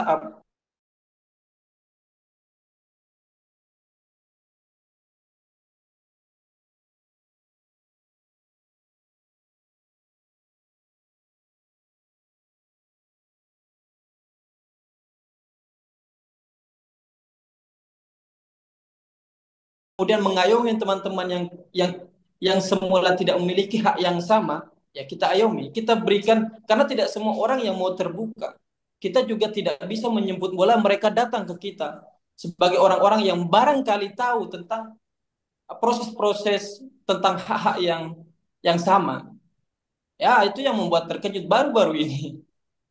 Akhirnya uh, karena kasusnya KDRT ya saya sarankan untuk kemudian dilaporkan saja, jangan kemudian tidak dicantumkan di proses perceraiannya, silahkan cerai. Bukan saya kemudian mengamini perceraian, tapi kalau kemudian itu sampai membuat khususnya perempuan itu semakin sakit, semakin terdiskriminasi, maka saya selalu saja mengamini perceraian. Tapi lagi-lagi dalam hal-hal tertentu, demi kebaikan. Karena apalagi sudah masuk dalam konteks kekerasan fisik. Ada kan psikis, penelantaran dan lain sebagainya. Apalagi sudah fisik, ini berbahaya gitu. Jadi itu Mbak Dian yang ingin saya sarankan adalah bagaimana kemudian kita memperbaiki stigma kita terhadap ya, perempuan yang dalam hal ini juga perempuan disabilitas. Setelah stigma, kemudian bagaimana juga dalam lingkungan keluarga, lembaga pendidikan, kemudian organisasi, sampai akhirnya pada tahapan yang lebih tinggi. Seumpama di tingkat pemerintahan, kepedulian merampung yang bukan hanya memasukkan melibatkan kaum disabilitas yang sebagai tanda kutip saya anggap formalitas saja, tapi melibatkan secara langsung dan benar dari ide pikirannya yang dihasilkan. Barangkali itu saja tanggapan saya. Terima kasih. Baik, terima kasih sekali lagi untuk Bapak Robi atas tanggapannya. Gimana teman-teman diskusi saat ini? Mendalam sekali ya. Narasumber-narasumber kita juga memberikan tanggapan-tanggapan yang luar biasa. Oke, selanjutnya, oh ya, sebelum kita lanjut kepada acara selanjutnya, dimohon kepada teman-teman peserta untuk on cam ya. Di sini masih banyak yang belum on cam, tolong buat on cam ya teman-teman. Oke, selanjutnya kita masuk pada sesi tanya jawab. Kita akan membuka 3 pertanyaan pada sesi ini. Untuk teman-teman yang ingin bertanya, silakan gunakan fitur raise hand dan perkenalkan diri terlebih dahulu dengan menyebutkan nama dan instansi. Mohon sampaikan pertanyaan secara jelas dan singkat serta pada intinya langsung. Untuk menghemat waktu, setiap peserta hanya diperbolehkan mengajukan 1 pertanyaan. Dipastikan mikrofon untuk dimatikan setelah berbicara. Waktu untuk narasumber menanggapi setiap pertanyaan adalah 3 menit setelah pertanyaan selesai diajukan. Ayo teman-teman, siapa yang ingin bertanya? Kita ada door prize loh buat teman-teman yang aktif. Boleh untuk teman-teman yang tadinya di obrolan chat ingin bertanya, silakan untuk gunakan fitur raise hand-nya.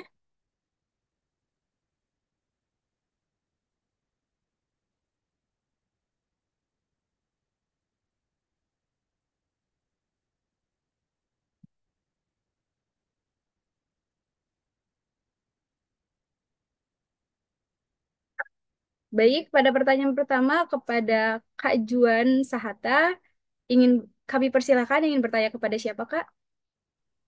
Baik, terima kasih Kak Dian atas kesempatannya. Sebetulnya pertanyaannya banyak ya, tapi karena dibatasi satu, ya saya susah memilih nih. Banyak sekali kepada bapak-bapak yang dan ibu-ibu yang ingin pembicara.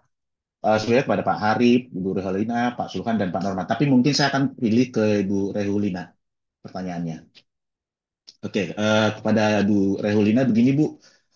Ibu kan eh, sebagaimana tadi Ibu sebutkan Ibu ada di Hungaria ya saat ini. Mungkin kalau kita bandingkan dengan ya Indonesia, Hungaria di Eropa, Indonesia dengan segala problem dan masalahnya tentu sangat jauh berbeda ya Bu ya. Tetapi dalam konteks HAM mungkin ada nggak Bu contoh-contoh praktis yang Ibu lihat yang dalam hal implementasi, tadi kan masalahnya selalu implementasi dan implementasi gitu ya. Belum lagi kesadaran aparatur negara gitu. Ada nggak Bu contoh-contoh praktis implementasi perlindungan atau eh, implementasi hak asasi manusia terhadap perempuan dan kesetaraan gender yang dapat diterapkan di Indonesia gitu loh. Dari pengalaman Ibu yang ada di Hungari atau di Eropa secara keseluruhan gitu loh. Karena kan masih saya praktis gini Bu, kalau kita bicara pertumbuhan ekonomi, perkembangan negara kan tentu berbeda jauh ya, kompleksitasnya juga berbeda. Tetapi mungkin yang bisa secara praktis bisa diaplikasikan di dan juga berdampak sosial gitu loh. Karena kalau tataran implementasi, kalau pada tataran aturan itu kan sudah sangat banyak sekali. Bahkan sekarang di pemerintahan sekarang sudah ada Kementerian HAM, bayangkan gitu ya. Meskipun Kementerian HAM bukan sesuatu yang baru, tetapi terpisah sepertinya baru di periode pemerintahan ini. Tadinya kan gabung dengan hukum gitu loh. Mungkin itu Bu pertanyaan. Jadi ada nggak aplikasi-aplikasi praktis yang bisa diterapkan, contoh di Hungaria atau di Eropa secara keseluruhan yang bisa diterapkan di Indonesia dalam hal kesetaraan gender dan perlindungan hak asasi manusia terhadap disabilitas. Barangkali itu. Terima kasih. Oke, terima kasih Mas Juan, Bu, Juan Juan. Sorry. dari Formal. Iya, terima kasih Mas Juan untuk pertanyaannya. Oh, sangat menarik dan harusnya saya tahu jawabannya ya. Cuman sayang sekali saya tidak terlalu memperhatikan em, hal ini secara saya nggak melihat bagaimana kaum disabilitas, bagaimana negara, kebijakan-kebijakan apa yang sudah dilakukan oleh negara khususnya Hungari untuk mereka, untuk kaum disabilitas maksudnya secara khusus gitu. Yang bisa saya sampaikan di sini mungkin hanya sekedar apa yang saya lihat gitu. Yang pertama, di sini fasilitas terhadap kaum disabilitas itu sudah sangat memadai. Tapi seperti yang tadi disampaikan pada video awal, saya baru tahu juga karena saya tidak tinggal di Jakarta juga, saya berdomisilinya di Bandar Lampung, jadi saya nggak tahu juga bagaimana fasilitas publik di Jakarta. Kalau fasilitas publik di Bandar Lampung itu jauh jauh sekali. Kayak disabilitas tuh sangat tidak mungkin naik transportasi umum. Sangat belum ada aksesnya. Sampai Natal tahun lalu saya pulang itu belum ada fasilitas untuk disabilitas di jalan, di trotoar-trotoar ya. Nah, kalau di sini itu udah sangat terfasilitasi sekali. Kemudian yang paling menarik juga adalah perlakuan orang-orang di sekitar. Jadi eh, kalau paling tidak ini apa yang saya observasi di Indonesia, kalau kamu disabilitas, kamu akan diperlakukan beda gitu. Tapi kalau di sini itu enggak. Saya bisa, let's say saya disabilitas, saya bisa belanja di mall dan mallnya itu ah, em, saya bisa masuk dengan kursi roda saya, kemudian saya pilih makanan itu, jadi mereka punya line untuk ngambil belanjaan kita itu sesuai dengan ukuran kursi roda. Jadi kita bisa belanja dengan kursi roda gitu, kira-kira gitu. Which saya belum lihat itu ada di Indonesia gitu. Dan diperlakukan sama itu artinya orang-orang nggak lihat, misalnya ada orang kaum disabilitas di sekitar kita, kita nggak merasa perlu, ayo saya bantu gitu misalnya, nggak, ya udah kita anggap mereka sama seperti kita, mereka bisa melakukan apa yang kita lakukan gitu, karena memang kelebihannya adalah negara sudah menyediakan fasilitas yang cukup untuk mereka bisa uh, quote unquote like hidup seperti orang layaknya orang normal gitu. Jadi secara sosial juga mereka tidak merasa bahwa oh saya beda gitu, karena saya orang lain bisa melakukan, orang lain bisa belanja yang paling mudah ya.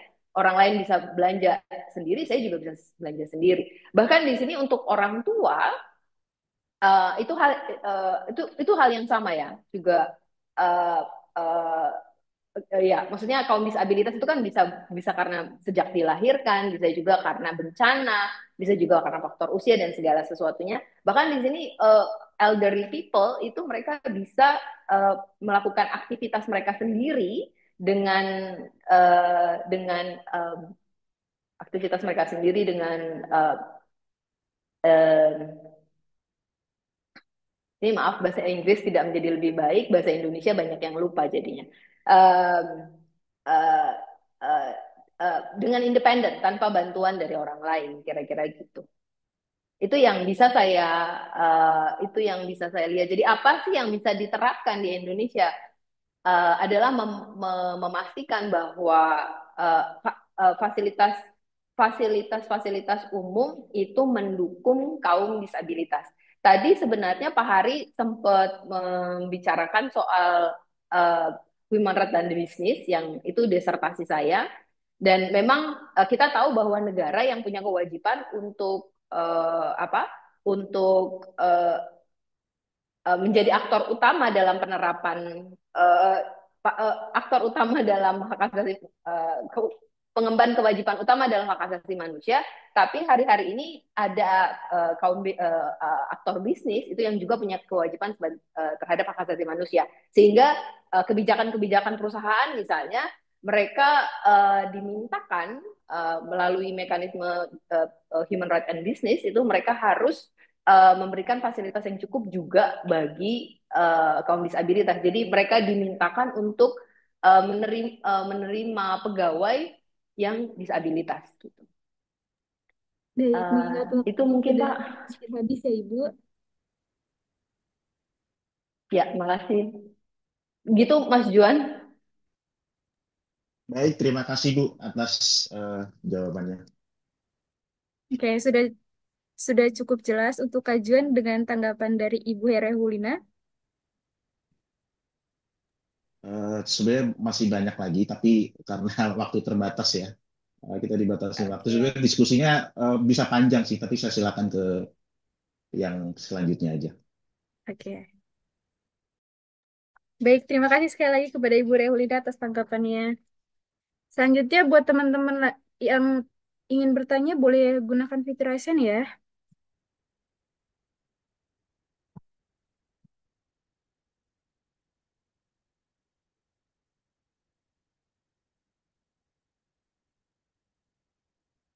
Dari teman-teman peserta masih gak ada yang mau bertanya nih. Kita ada door prize loh. Ini dari teman-teman forum aja yang ingin bertanya. Saya mau tanya, Kak. Boleh gunakan fitur raise hand-nya, Kak. Ini siapa yang ingin bertanya? Saya Atila Adam dari WKCP Yogyakarta, tapi saya berdomisili di Kalimantan Timur. Boleh on cam, Kak? Oh ini, maaf, itu sudah on cam. Oh, sudah on cam ya? Iya, Oke, oke. Baik. Ingin bertanya kepada siapa, Kak? kepada siapa saja yang bisa menjawab. Oke.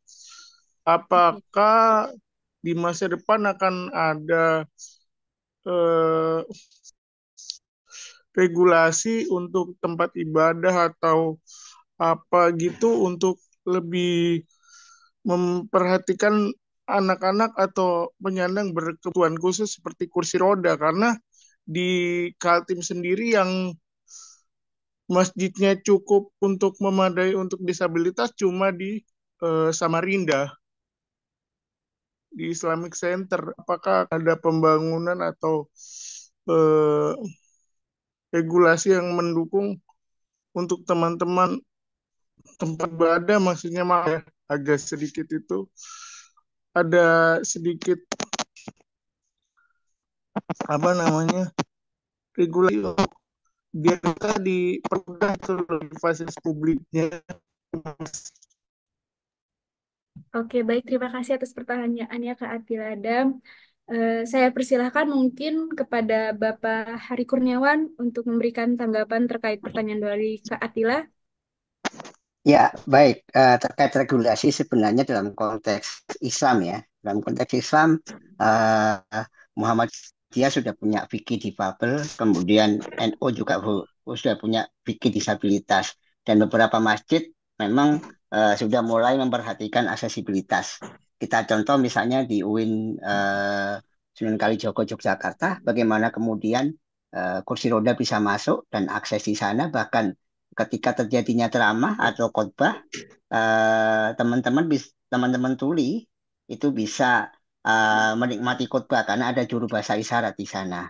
Artinya kedepannya bisa bisa jadi secara regulasi akan ada aturan dari Kemenak ya terkait itu. Ini juga dorongan dari teman-teman disabilitas di Indonesia juga lagi gencar-gencarnya agar kemudian disabilitas apa Kemenak lebih aware terhadap disabilitas. Saat ini Kemenak juga sedang menyusun Al-Quran berbahasa isyarat. Nah, kayak Mas Atila ini kan saya paham karena seorang sipi yang tentu dia juga ingin mandiri ya karena dari dulu kita kan selalu beranggapan disabilitas itu jauh dari surga ya karena kursi rodanya nggak bisa masuk ke masjid, nggak bisa masuk ke gereja, nggak tahu apa sih isi ceramah, isi khotbah dari pendeta, dari pemuka agama gitu kan. Nah, berharap ke depannya juga akan seperti itu dalam konteks regulasi ya. Karena ini bukan persoalan normalisme dan tidak normal. Saya normal, jadi kami normal, Mas Altila normal. Jadi anggapan normalisme itu adalah anggapan ableism yang menganggap kita nggak normal. Itu adalah konsep medical model yang tadi saya maksud. Jadi kami berharap di forum juga nggak ada lagi istilah normal, disabilitas non disabilitas gitu aja gitu kan, karena makanya kenapa teman-teman di Jogja lebih lebih suka memakai istilah differently able people kan atau difabel daripada disability ya, karena kalau dalam konteks di differently able people berarti kita hanya berbeda kemampuan saja. Konteks normalnya teman-teman tunanetra ya tidak bisa melihat, bahkan ketika kemudian mereka beroperasi kemudian bisa melihat mereka akan mengalami kekagetan sangat luar biasa gitu. Itu jadi eh, apa namanya panjang dan tidak normal karena itu ada ableism yang kemudian di tentang disabilitas dari sport ya, yang kemudian memunculkan gerakan sosial model sosial disability begitu. Nah itu jadi kedepannya memang kita berharap karena di dalam rencana induk pembangunan inklusif disabilitas itu sektor harus sudah mulai inklusif termasuk dalam sektor keagamaan.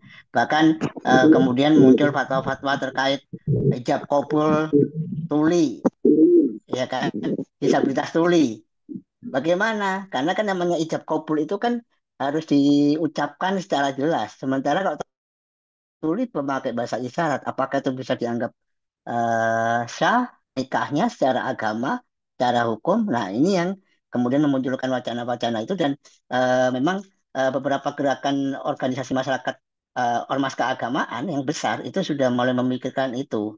Berharap Kemenak sebagai institusinya malah lebih lebih mengeluarkan aturan sehingga ini menjadi ada kayak aturan baku yang bisa dibuat dan dipahami oleh seluruh pemangku kebijakan di Indonesia. Itu sih Mbak, kalau jawaban dari saya. Oke, baik. Gimana Kak Atila? Sudah cukup jelas untuk Sudah jawabannya? cukup. Terima kasih penjelasannya, Pak. Oke, baik. Terima kasih Bapak untuk penjelasannya. Oke, tadi ada dari IKWA UT Jateng yang ingin bertanya ya?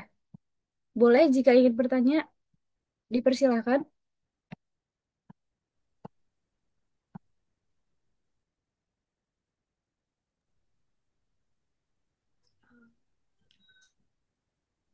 Bisa terdengar suara saya, Kak? Oke, jelas Kak, ada. Jadi, sebelumnya perkenalkan saya Ika Sansuryawati dari IKMA UT Jawa Tengah. Bisa dijawab sama siapa saja? Boleh. Pertanyaannya yaitu apa sih peran masyarakat dalam mendukung implementasi hak-hak penyandang disabilitas itu sendiri? Karena kan sekarang itu kan memang banyak dari pemerintah sendiri pun masih kurang ya dalam memfasilitasi kaum-kaum disabilitas itu gitu. Jadi peran masyarakat juga dan pemerintah itu khususnya apa? Apakah mungkin kurang sosialisasi atau bagaimana gitu? Terima kasih. Ya, baik, terima kasih Kak Samsuryawati atas pertanyaannya. Baik, mungkin eh, untuk Bapak Haji Norman Julian, kami persilakan untuk memberikan jawaban terkait pertanyaan Kak Ika Samsuryawati. Iya, terima kasih. Tadi pertanyaannya apa? Peran masyarakat dalam turut mengimplementasikan itu ya, apa namanya terkait masalah disabilitas itu ya. Iya, Iya. Jadi yang pertama eh, yang dilakukan masyarakat adalah memberikan ruang seluas-luasnya kepada teman-teman disabilitas. Lalu kemudian juga membantu jika memang eh, dibutuhkan ya, jika ada sebuah kebutuhan dibantu, itu juga merupakan bagian dari turut mengimplementasikan. Lalu sesuai dengan profesi juga, jika masyarakat itu memiliki profesi, apakah dia itu pejabat, apakah dia itu pekerja, apa dia itu wartawan. Nah, itu eh, mereka bisa memanfaatkan profesi mereka untuk bisa mensosialisasikan implementasi regulasi tentang disabilitas misalnya. Misalnya seseorang di tempat pekerjaan, kemudian dia kebetulan di tempat pelayanan, maka dia bisa menyampaikan kepada pimpinannya ataupun dia sebagai seorang pimpinan bisa merealisasikan terkait aksesibilitas di tempat layanan tempat dia bekerja. Kemudian wartawan misalnya juga dia bisa menulis artikel atau menulis berita-berita terkait tentang disabilitas. Nah, banyak cara sebenarnya untuk bisa turut berperan untuk mensosialisasikan dan mengimplementasikan keberadaan disabilitas. Itu. Jadi tinggal bagaimana eh, masyarakat bisa memberikan ruang itu yang paling terpenting kepada teman-teman disabilitas. Misalnya mahasiswa nih ya, mahasiswa juga mungkin ya bisa misalnya mendorong atau bersama-sama dengan organisasi setempat untuk daerah yang belum ada peraturan daerahnya bisa didorong bersama kampus bergerak misalnya kan untuk audiensi atau menyusun peraturan daerah bersama dan sebagainya lah. Banyak itu sesuai dengan profesi itu bisa. Baik. Bagaimana Kak Ika? Sudah cukup jelas untuk jawabannya? oke, baik. Terima kasih ya, Pak, atas jawabannya. Oke, sebelumnya eh, narasumber kita Pak Haji Norman Yulian sedang akan ada kegiatan. Jadi kami persilakan kepada Bapak Norman bila ada kegiatan selanjutnya boleh meninggalkan ruangan Zoom. Saya juga sebenarnya Mbak ada kegiatan karena ini Ya, persiapan hari HAM jadi harus ke makasih. kantor juga. Makasih Mas Hari, sehat-sehat terus ya. Ya, Mang Norman, besok Iya, iya, Pak Happy iya. mau ke kantor katanya mau ngobrol. Oh ya, siap, siap, siap. Ya, Selamat siap. Hari HAM, selamat Hari Disabilitas ya semuanya. Baik, terima kasih Bapak. Mungkin saya bisa meninggalkan forum ya Mbak. Nah juga saya ini ada kegiatan lain. Oh iya, Kami persilakan kepada Bapak Hari jika ada kegiatan lain selanjutnya. Ya, terima kasih Mbak. Baik, Iya, pamit Pak. semuanya. Assalamualaikum warahmatullahi wabarakatuh. Selamat Hari HAM, selamat memperingati Hari Anti Kekerasan Terhadap Perempuan. Baik, terima kasih Bapak. Selanjutnya, untuk pertanyaan terakhir, kami persilakan kepada Kak Ezra yang ingin bertanya. Mungkin karena narasumber kita duanya sudah ada kegiatan selanjutnya, bisa untuk bertanya kepada narasumber yang ada.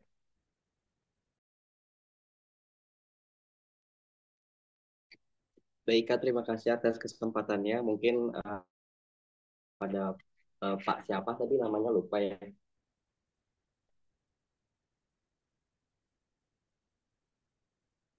Untuk pertanyaannya, di sini mengenai kesetaraan bagi disabilitas, saya mengambil contoh di dunia pendidikan, di mana pada saat ini yang saya tahu, sekolah umum negeri itu tidak boleh menolak jika ada siswa disabilitas yang masuk kepada sekolah umum tersebut gitu. Tetapi yang saya lihat di sini dalam implementasinya justru banyak bencana yang terjadi. Yang pertama contohnya seperti guru sekolah umum itu pendidikan itu berbeda dengan guru sekolah luar biasa. Di mana akibatnya yang pertama kepada siswa yang disabilitas yang masuk ke dalam sekolah umum tersebut itu seringkali mendapatkan perlakuan bullying. Kemudian juga siswa disabilitas ini tidak bisa mengikuti pembelajaran yang diimplementasikan di dalam sekolah umum tersebut gitu. Nah, menurut Bapak bagaimana apakah setuju dengan peraturan pendidikan di mana siswa disabilitas ini boleh masuk ke sekolah umum gitu atau memang dikhususkan saja di sekolah SLB gitu Pak. Terima kasih.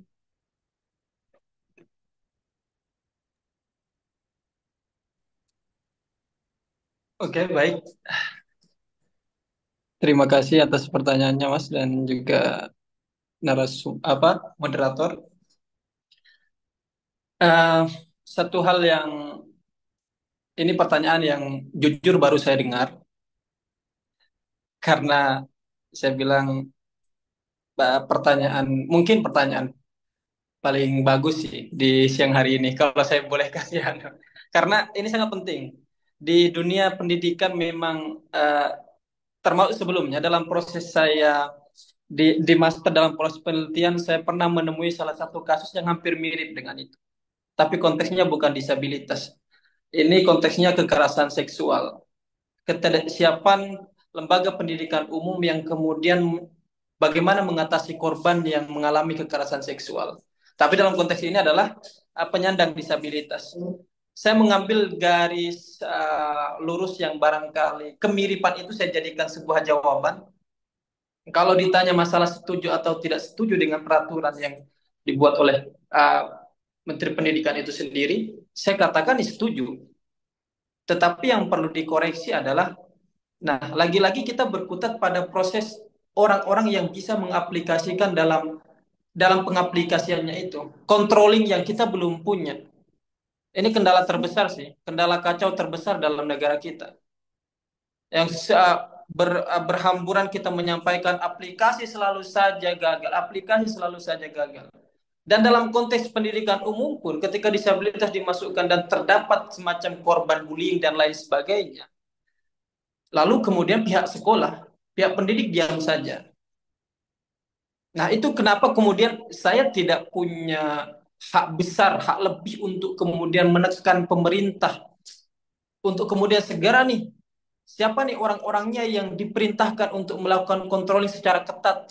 Karena sudah banyak korban semacam itu, kasus-kasus semacam itu.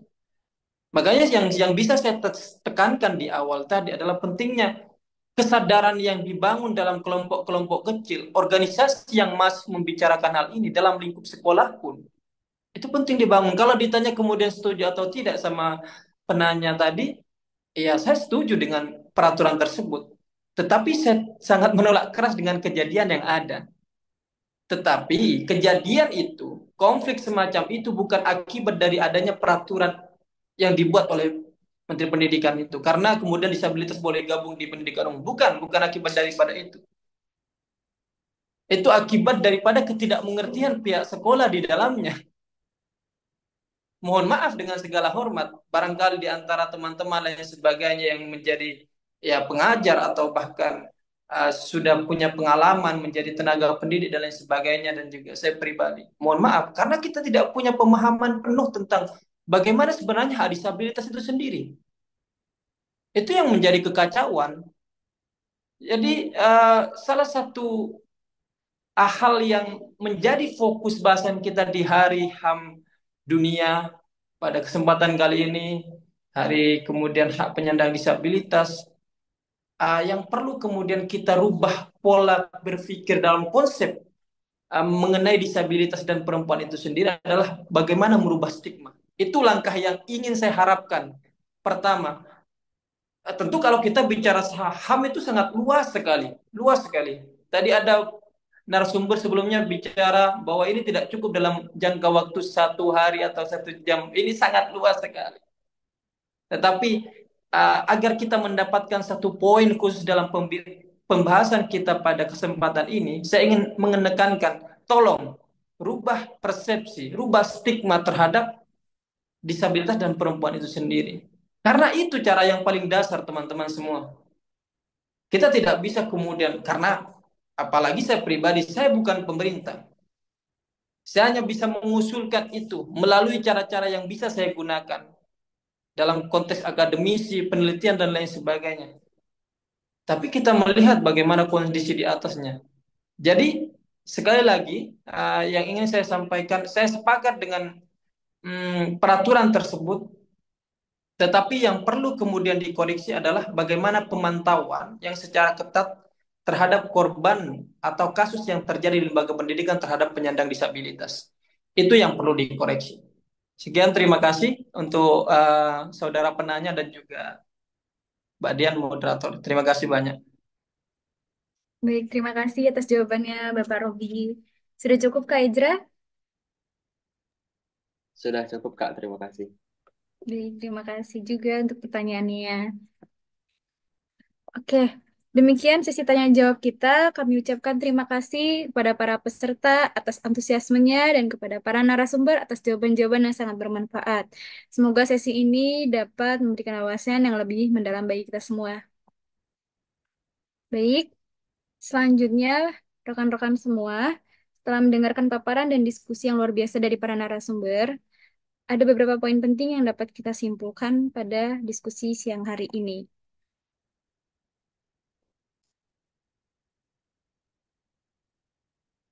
Kesimpulan pada diskusi siang hari ini adalah semua narasumber sepakat bahwa perempuan disabilitas mengalami diskriminasi ganda yang disebabkan oleh ketidakmampuan fisik dan stereotip gender. Perempuan disabilitas seringkali tertinggal dalam berbagai aspek kehidupan, baik dalam bencana alam, pendidikan maupun pekerjaan. Oleh karena itu, kebijakan yang inklusif dan berbasis pada diskriminasi positif sangat penting untuk mendorong kesetaraan. Peran keluarga, organisasi, dan teknologi sangat penting dalam mendukung perempuan disabilitas untuk mengatasi stigma negatif dan memperoleh kesempatan yang sama dengan perempuan non-disabilitas. Untuk mencapai kesetaraan gender yang nyata, perlu ada kebijakan khusus dan peningkatan kesadaran masyarakat terhadap hak-hak perempuan disabilitas, serta peran aktif berbagai pihak dalam melibatkan mereka dalam semua aspek pembangunan sosial dan ekonomi. Terakhir, webinar ini menegaskan pentingnya kolaborasi antar pihak dalam mendorong implementasi hak asasi manusia yang inklusif. Oke, selanjutnya kita masuk ke acara berikutnya, yaitu pemberian sertifikat kepada para narasumber kita. Kami mohon bantuan dari operator untuk menayangkan sertifikatnya.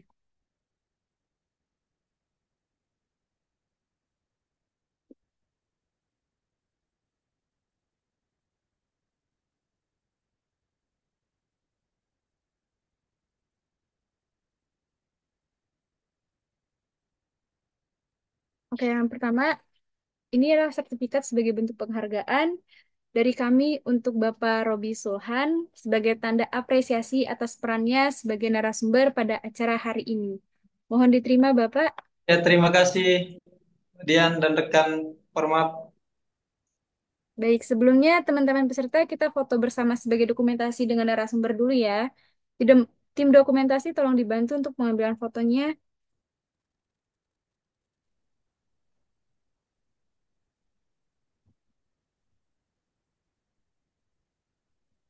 Oke, sudah Kak.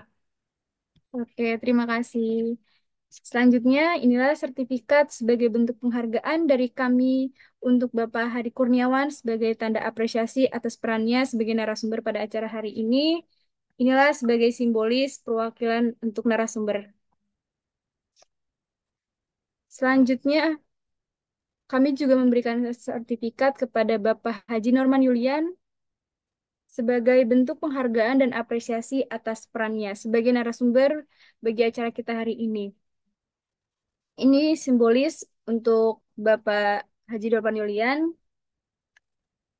Dan selanjutnya, terakhir sertifikat ini kami berikan kepada Bapak Sulhan, eh, oh sorry, kepada Ibu Rehulina sebagai tanda apresiasi dan penghargaan atas perannya sebagai narasumber pada acara hari ini. Mohon diterima, Ibu. Baik. Sekali lagi kepada tim dokumentasi, mohon dibantu untuk pengambilan dokumentasinya. Oke, baik. Satu, Satu, dua, dua, tiga. Oke, sekali lagi ya. Satu, dua, tiga. Oke, Oke, terima terima kasih. kasih.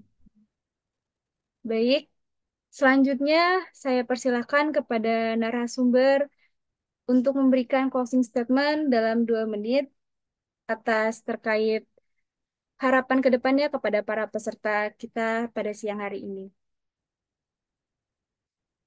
Kepada Ibu Rehulina, boleh terlebih dahulu untuk memberikan closing statement-nya, Ibu. Ya, baik. Terima kasih. Jadi, negara memang penting untuk memberikan fasilitasi terhadap kaum disabilitas dan perempuan. Tapi juga kita sebagai masyarakat perlu ikut berpartisipasi supaya perempuan dan kaum disabilitas juga tidak merasa didiskriminasi, terutama perlakuan kita kepada mereka. Itu saja. Terima kasih. Baik, kepada Bapak Robi Suhan, boleh untuk memberikan closing statement-nya, Bapak.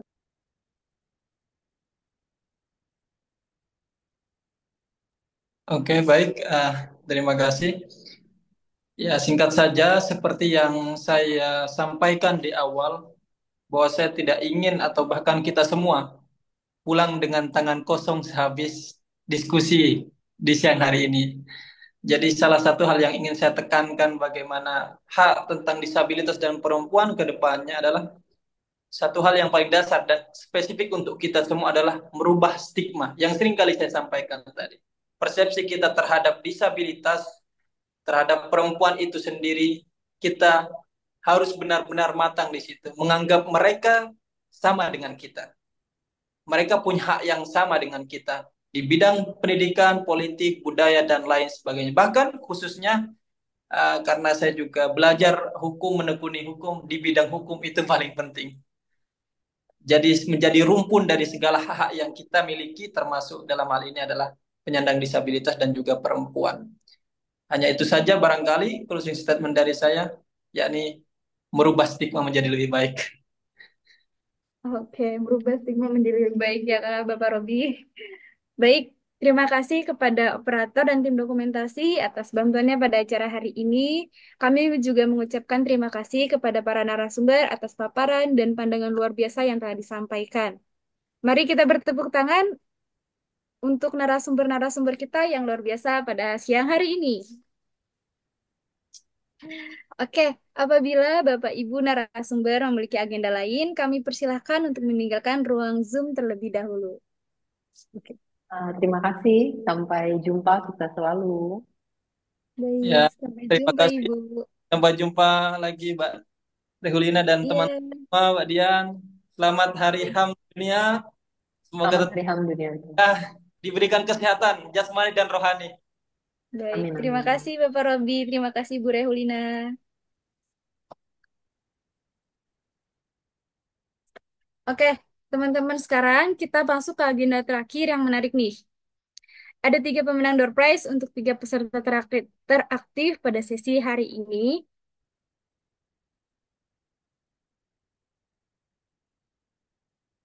Yang pertama tadi ada Kak Atila Adam, lalu ada Kak Ika, dan terakhir ada Bapak Juan.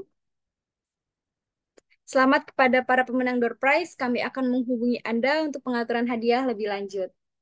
Sekali lagi, saya ucapkan terima kasih kepada para narasumber atas pemaparan yang sangat inspiratif dan juga kepada para peserta atas antusiasmenya selama diskusi berlangsung. Semoga wawasan yang kita peroleh pada hari ini dapat bermanfaat dan menjadi langkah konkret dalam memperjuangkan kesetaraan dan inklusivitas di berbagai sektor. Saya akhiri sesi ini dan saya kembalikan kepada MC. Selamat siang.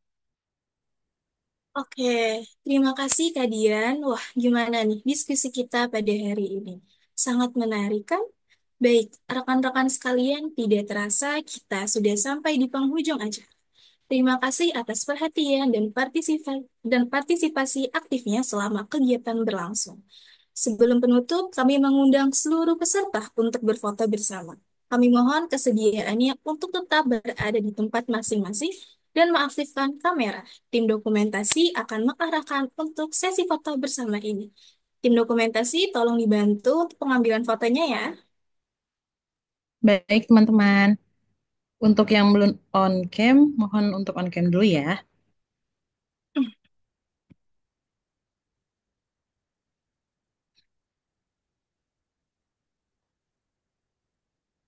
Oke, oke teman-teman.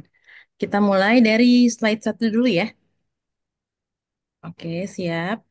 1, 2, 3. Oke, sekali lagi. 1, 2, 3.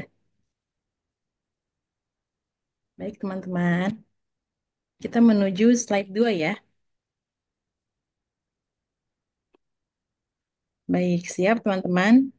1, 2, 3. Oke, satu kali lagi ya. 1, 2, 3. Oke, terima kasih. Selanjutnya yang terakhir slide 3. 1, 2, 3. Sekali lagi ya teman-teman. 1, 2, 3. Oke, terima kasih. Oke, terima kasih untuk tim dokumentasi yang sudah membantu mengabadikan momen-momen seru kita pada hari ini. Setelah sesi foto bersama, kami juga menghimbau kepada seluruh peserta untuk mengisi link presensi yang telah dibagikan melalui kolom chat oleh tim publikasi. Mohon pastikan untuk mengisinya sebelum meninggalkan room. Selanjutnya, kami akan memutar video penutup sebagai ucapan terima kasih kepada seluruh media partner yang telah mendukung terselenggaranya acara hari ini.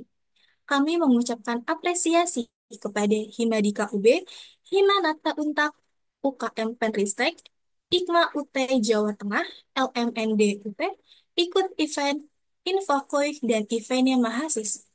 Terima kasih atas dukungan dan kontribusi luar biasa dari semua pihak. Mari kita bersama-sama menyaksikan video berikut ini.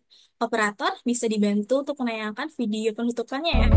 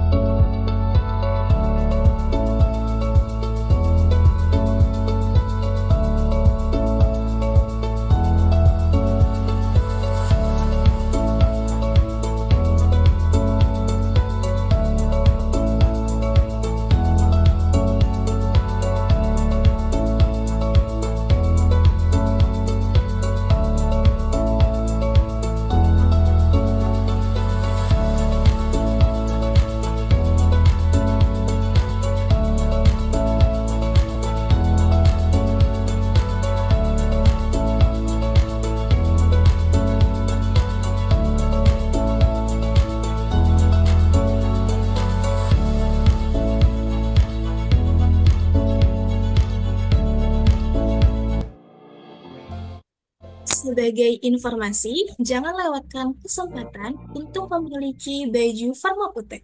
Pesan sekarang melalui link yang tersedia di kolom chat.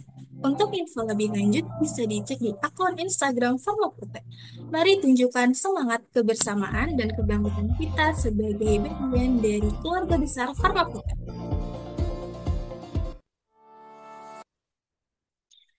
Terima kasih sekali lagi kepada seluruh peserta atas waktu, antusiasme, dan partisipasinya selama acara ini berlangsung. Kami juga ingin menyampaikan apresiasi yang sebesar-besarnya kepada seluruh panitia yang telah bekerja keras demi kelancaran acara hari ini. Selaku pembawa acara, saya juga ingin menyampaikan permohonan maaf apabila terdapat kata yang kurang tepat dan kurang tersusun. Mohon dibukakan pintu maaf yang seluas-luasnya. Jika tidak ada yang ingin ditanyakan lebih lanjut, kami persilakan rekan-rekan untuk meninggalkan ruang Zoom. Sampai jumpa di acara berikutnya. Selamat sore dan tetap semangat. Wassalamualaikum warahmatullahi wabarakatuh.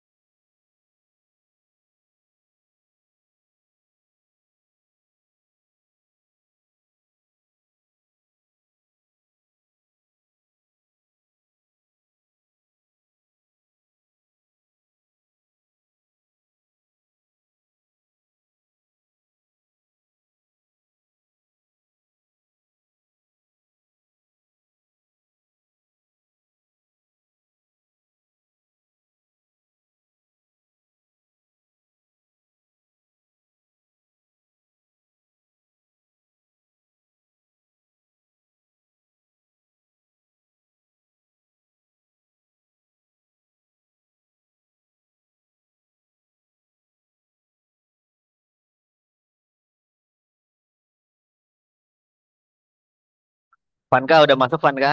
Van, Vanka, Iya, Kak Fajri, maaf. langsung evaluasi aja lah. Ini mumpung masih terang. Kalau malam mungkin next kalau malam ya. Ini mau evaluasi hari ini. Langsung aja evaluasi kali ya. Biar cepet, biar RPG-nya langsung dibuat. Boleh. Boleh, boleh.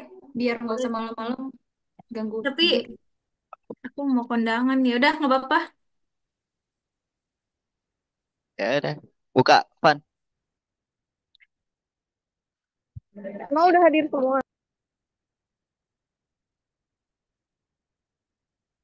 Kak